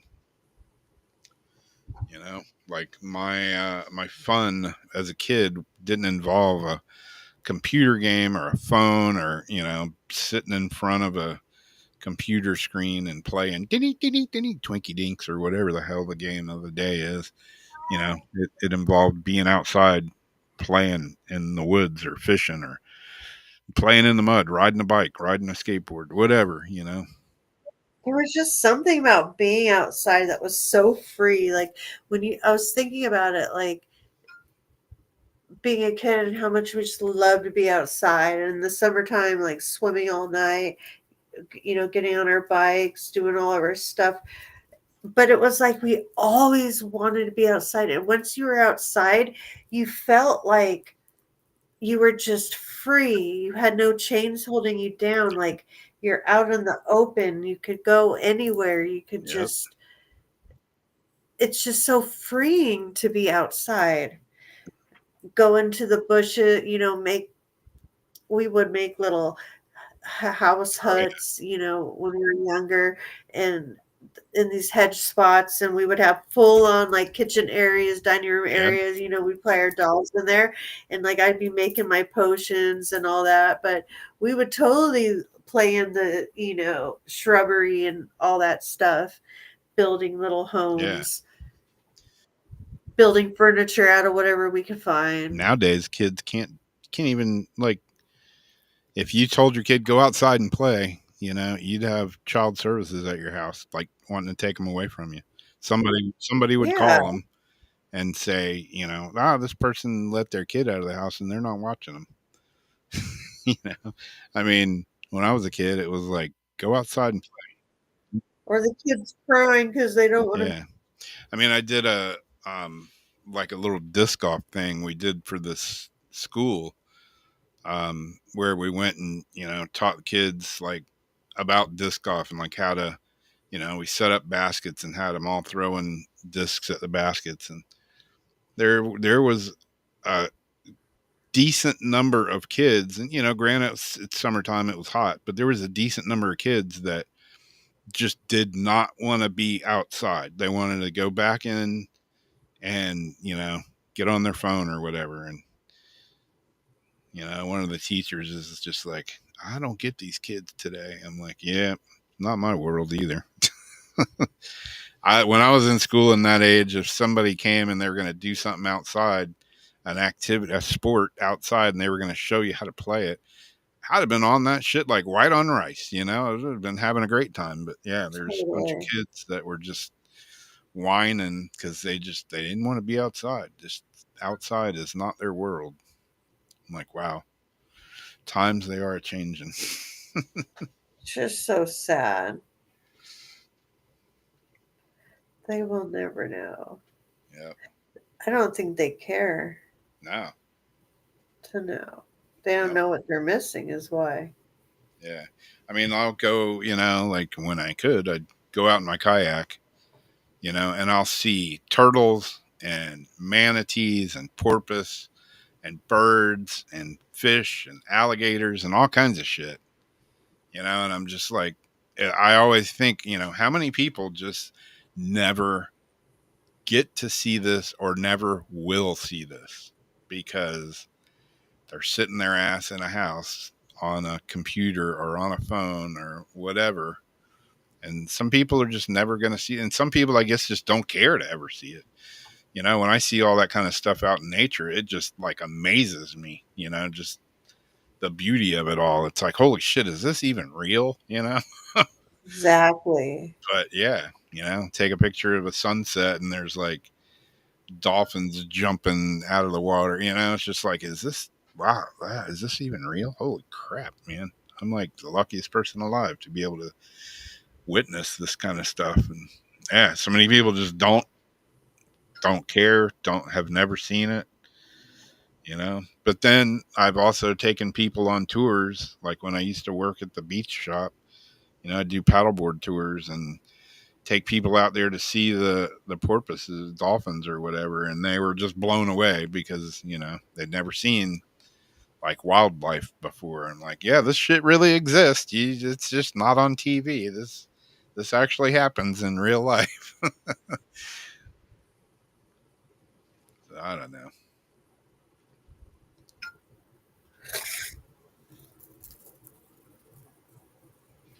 Yeah, just like going fishing the other morning, being on the beach at sunrise, even though it was windy as hell, it was still just amazing to, as many times as I've been on the beach at sunrise and seen the sun coming up and see the ocean, it's still every single time it's like new to me. And I just appreciate that time, especially like after almost dying. Makes you really appreciate those kind of things to I see, was But yeah, it's just like it never gets old to me to see it stuff. doesn't. I was just telling somebody about how I used to like drive my Durango up to like my favorite spot by the beach where I grew up. And I'd go to the cliff, back up, and I had like my whole Durango outfitted as like a bed, blah blah blah. And I'm not like a morning person except when I am camping and stuff like that. But I'd go over the cliff because in the morning like the seals all come up in a spot. It's just like whatever. So the sun starts to come up. I throw the hatch up. I have my coffee ready. I sit there and you hear like you're literally seeing the sun coming up and you're watching life wake up. It's like the hermit crabs start going across the beach, the seals come up, the birds start coming down, and it's like it's just so beautiful and peaceful and everything's doing what it does. Yep. Yeah, I'll be out in my boat or kayak or something and just be like, thinking, God, there's so many people that just they just won't ever see this or don't care to see this. Yeah. It blows my mind. It just seems so freaking weird to me. It's like I'm so appreciative of seeing it, and I just think how many people are just it's like a complete different world to them. I mean, even like Sam and me went hiking one day in Guana Preserve. It's just a place up north A1A out in the woods. And we went up there and we were hiking. We went in the woods and covered with ticks. That wasn't probably the funnest part, but we're just tromping through these trails in the woods, and she's like just like blown away because she's like, "What's that noise?" And I'm like, "Oh, that's wild pigs. Let's stop and be quiet right here, and hopefully they go past us because they can be pretty ornery." And we're seeing raccoons and wild hogs and gopher tortoises and just all kinds of shit. And she was like, to me, I mean, I love seeing it, but I'm used to it, because I've grown up here and I've seen that a million times. And like I say, it's not that I get tired of it. I'm still like fascinated every time I see it. It never gets old. But she is like from Detroit, and she's like, you got to understand, I've never seen this kind of shit before, ever. Only on Mutual of Omaha's Wild Kingdom have I seen animals in the wild. And she was just totally blown away by it, like seeing these wild pigs walking through the woods and stuff. And I'm like, yeah, and it just makes me realize how many people have just never witnessed nature at its best. That's why I love early childhood development. And like I grew up at the tide pools across the street from my house, one of the best tide pools out here.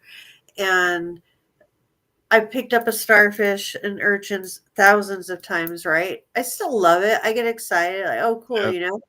But when I would bring the kids, the little ones, on a field trip, and they had never seen a tide pool before or a sea creature, to hold their hands out and let the little hermit crabs around and let them hold a starfish and teach them about how they work.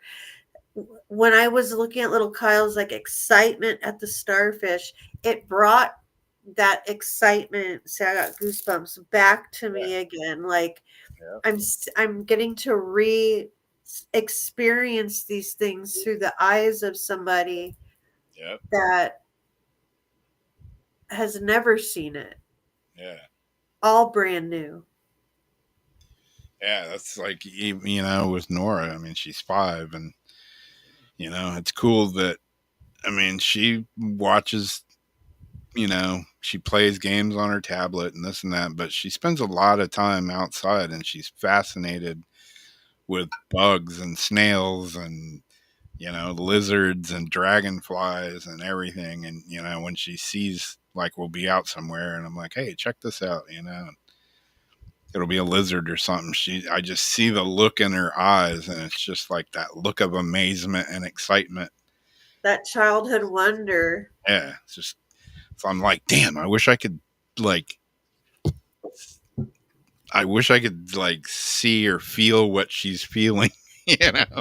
But what working with the kids and being around kids like that, the more you are, you actually do start picking that up again Yeah. and getting kind of that appreciation and wonder back. Yep. That's why I loved those kids, and it was my happiest, most fulfilling job. I don't consider a job all those years, you know, directing these schools and working with the underprivileged and the young ones, until like I got married and it wasn't cutting the bills. Yeah. But it was like I was happier with the satisfaction I got from that job. It was so fulfilling that it made up for the fact, as like a director of a whole center at the time, I wasn't making more than $12.50 an hour.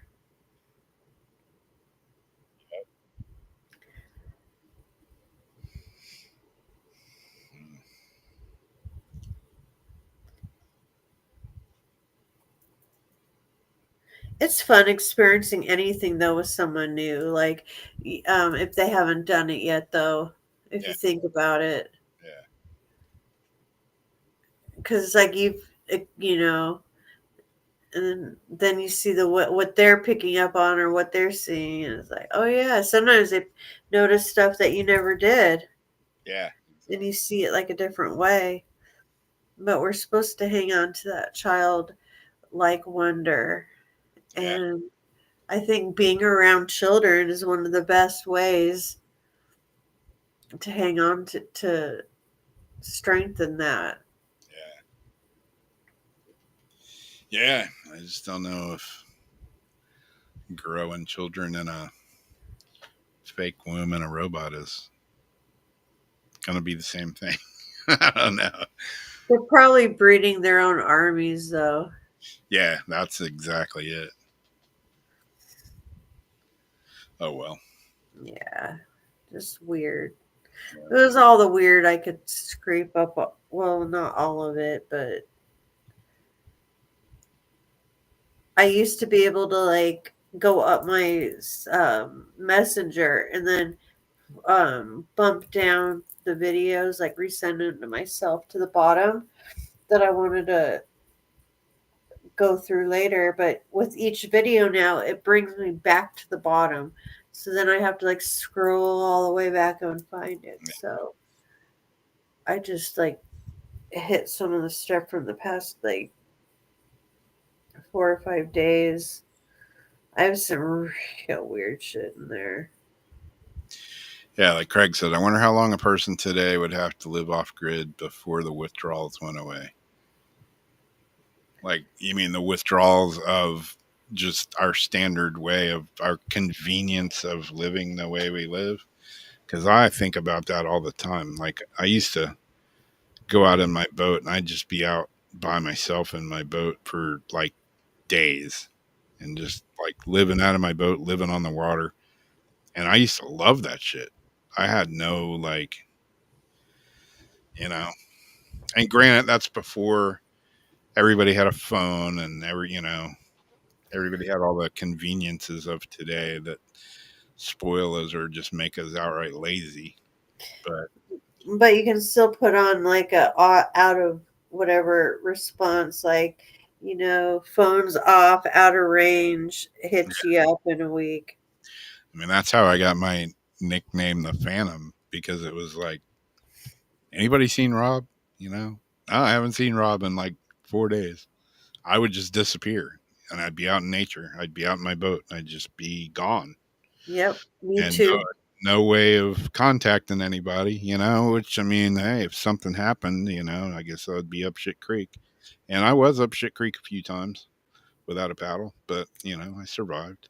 In my 20s, nobody could find me on a weekend, but they knew that they weren't going to find me on a weekend, and they knew I was out in the wild somewhere. I was let one person know, usually like my mom or somebody, just in case something happened. I would want them to know like the vicinity, at least of where I was going to be. Yeah.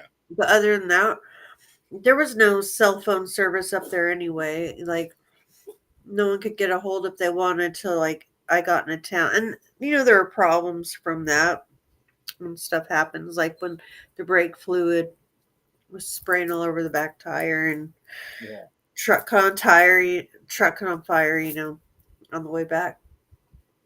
That can be a little inconvenient, but yeah, just get out there, live in the woods, live off the land, not in the manicured campsites, but just go off, find your own path, your own trail. Sometimes not even bringing food except for whatever fish I could catch. And I had some tinfoil and some butter and some spices. Yep. That was the best goddamn trout after 2 days, I swear to God. Yeah.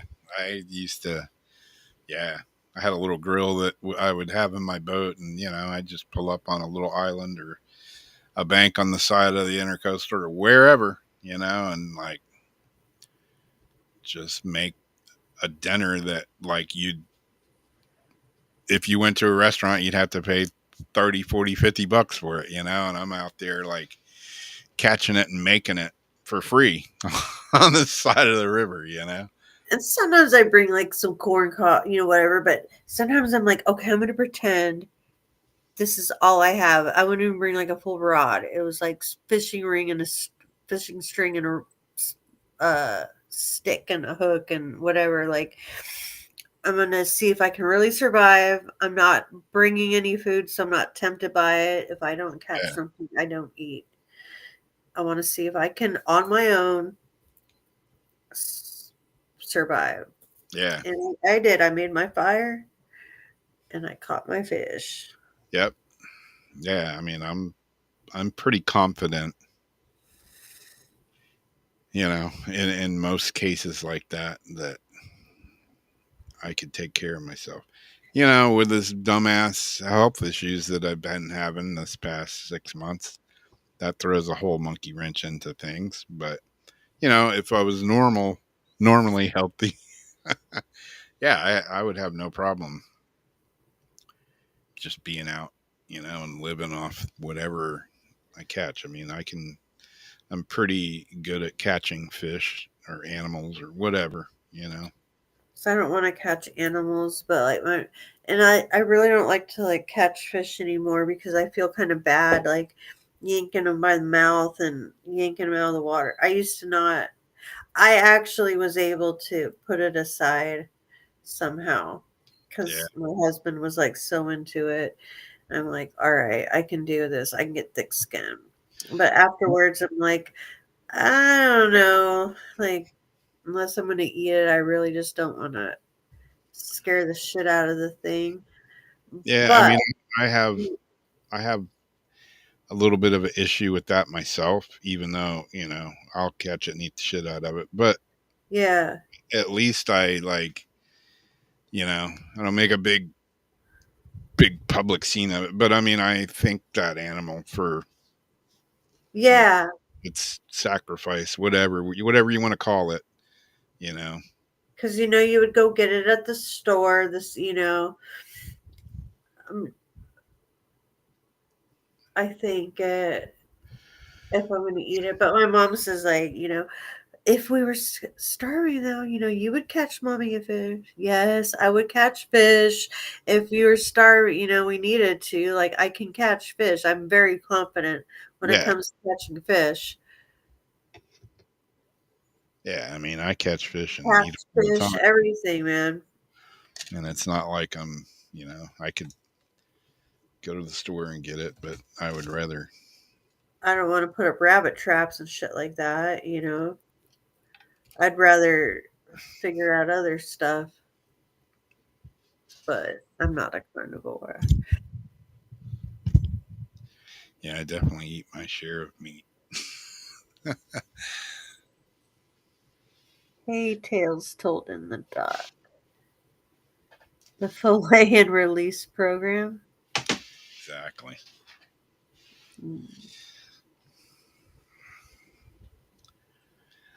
Just like when I feed my snakes. I mean, I feed them rats or mice, and Do you you know know, what I read? it sucks for the mice, but snakes got to eat too. Guess what a zoo did? What's that? I seen it when I was looking for articles at first. A zoo is trying to talk people into giving up their pets to feed predatory animals at the zoo, like if they have gerbils or rabbits or whatever their pets are like that a predatory animal will eat. They're asking them to donate them their pets to the zoo to feed the animals. Why? Yeah, that's whacked. I mean, how twisted sick is that? I love my dog, but I'm gonna feed this anaconda my dog. I know, like, here, yeah, Come sure. on, Take Pickles. take my, everything I love. It's like take it. Some little kid has to go give up his gerbil. Like, come on, man. Yeah, it's just weird. I don't know, but hey, it's way after 2. Oh dear. I'm gonna go get something to drink and head towards the bed. I think that sounds like a fine idea. I'm going to go for a walk and give the cats their medicine. Mm, Maybe we'll do cards next week. yeah, sounds like a winner. I'll have them all organized and nice. Yeah, maybe I'll straighten up my room and my desk by then. Probably not, but just saying, it's an idea. Well, maybe we could even stream each other and then each have our like desk stuff and we could bullshit and talk and like clean our desks at the same time, maybe like motivate There you go. on some music and just like as we're bullshitting, like just sit there and get some of the shit done and not like say, okay, we have to get the whole entire thing done. Like just do little increments first. Like Yeah. let's go for 15 minutes and then see how we feel. Well, groovy, groovy. Guess we'll catch. Yo, stuff's just falling off my desk without even moving. Well, there you go. There you have it. We're out of here. Thanks You for. don't care what Ulrich. Hey, Whitney.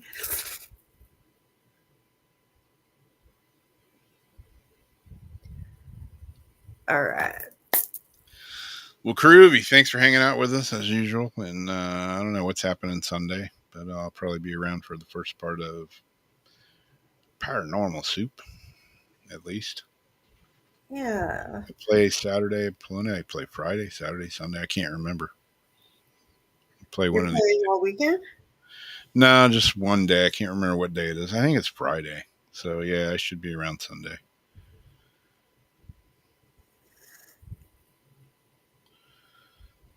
I kind of like, being the last gig. Like my drummer like pretty much unloaded the van for me and loaded the van back up. And I was like having roadies. He was like, "Nah, man, you're not supposed to be lifting anything." They like really took care of me really good, which I appreciate. I thanked him for it. But it was kind of nice. I gotta admit, it was kind of nice. They did all the heavy lifting for me. That's cool.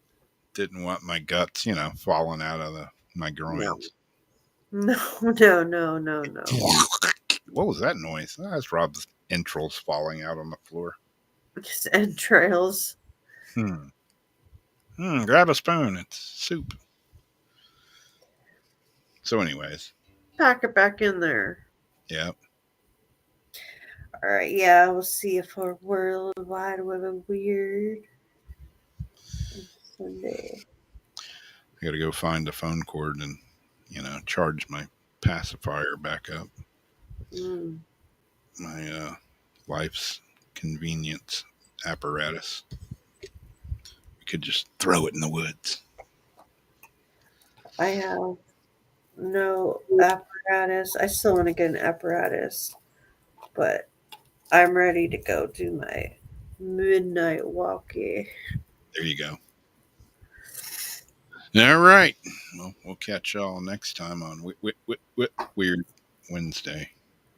Thanks again for hanging out with us. We love y'all. And we'll talk to you soon.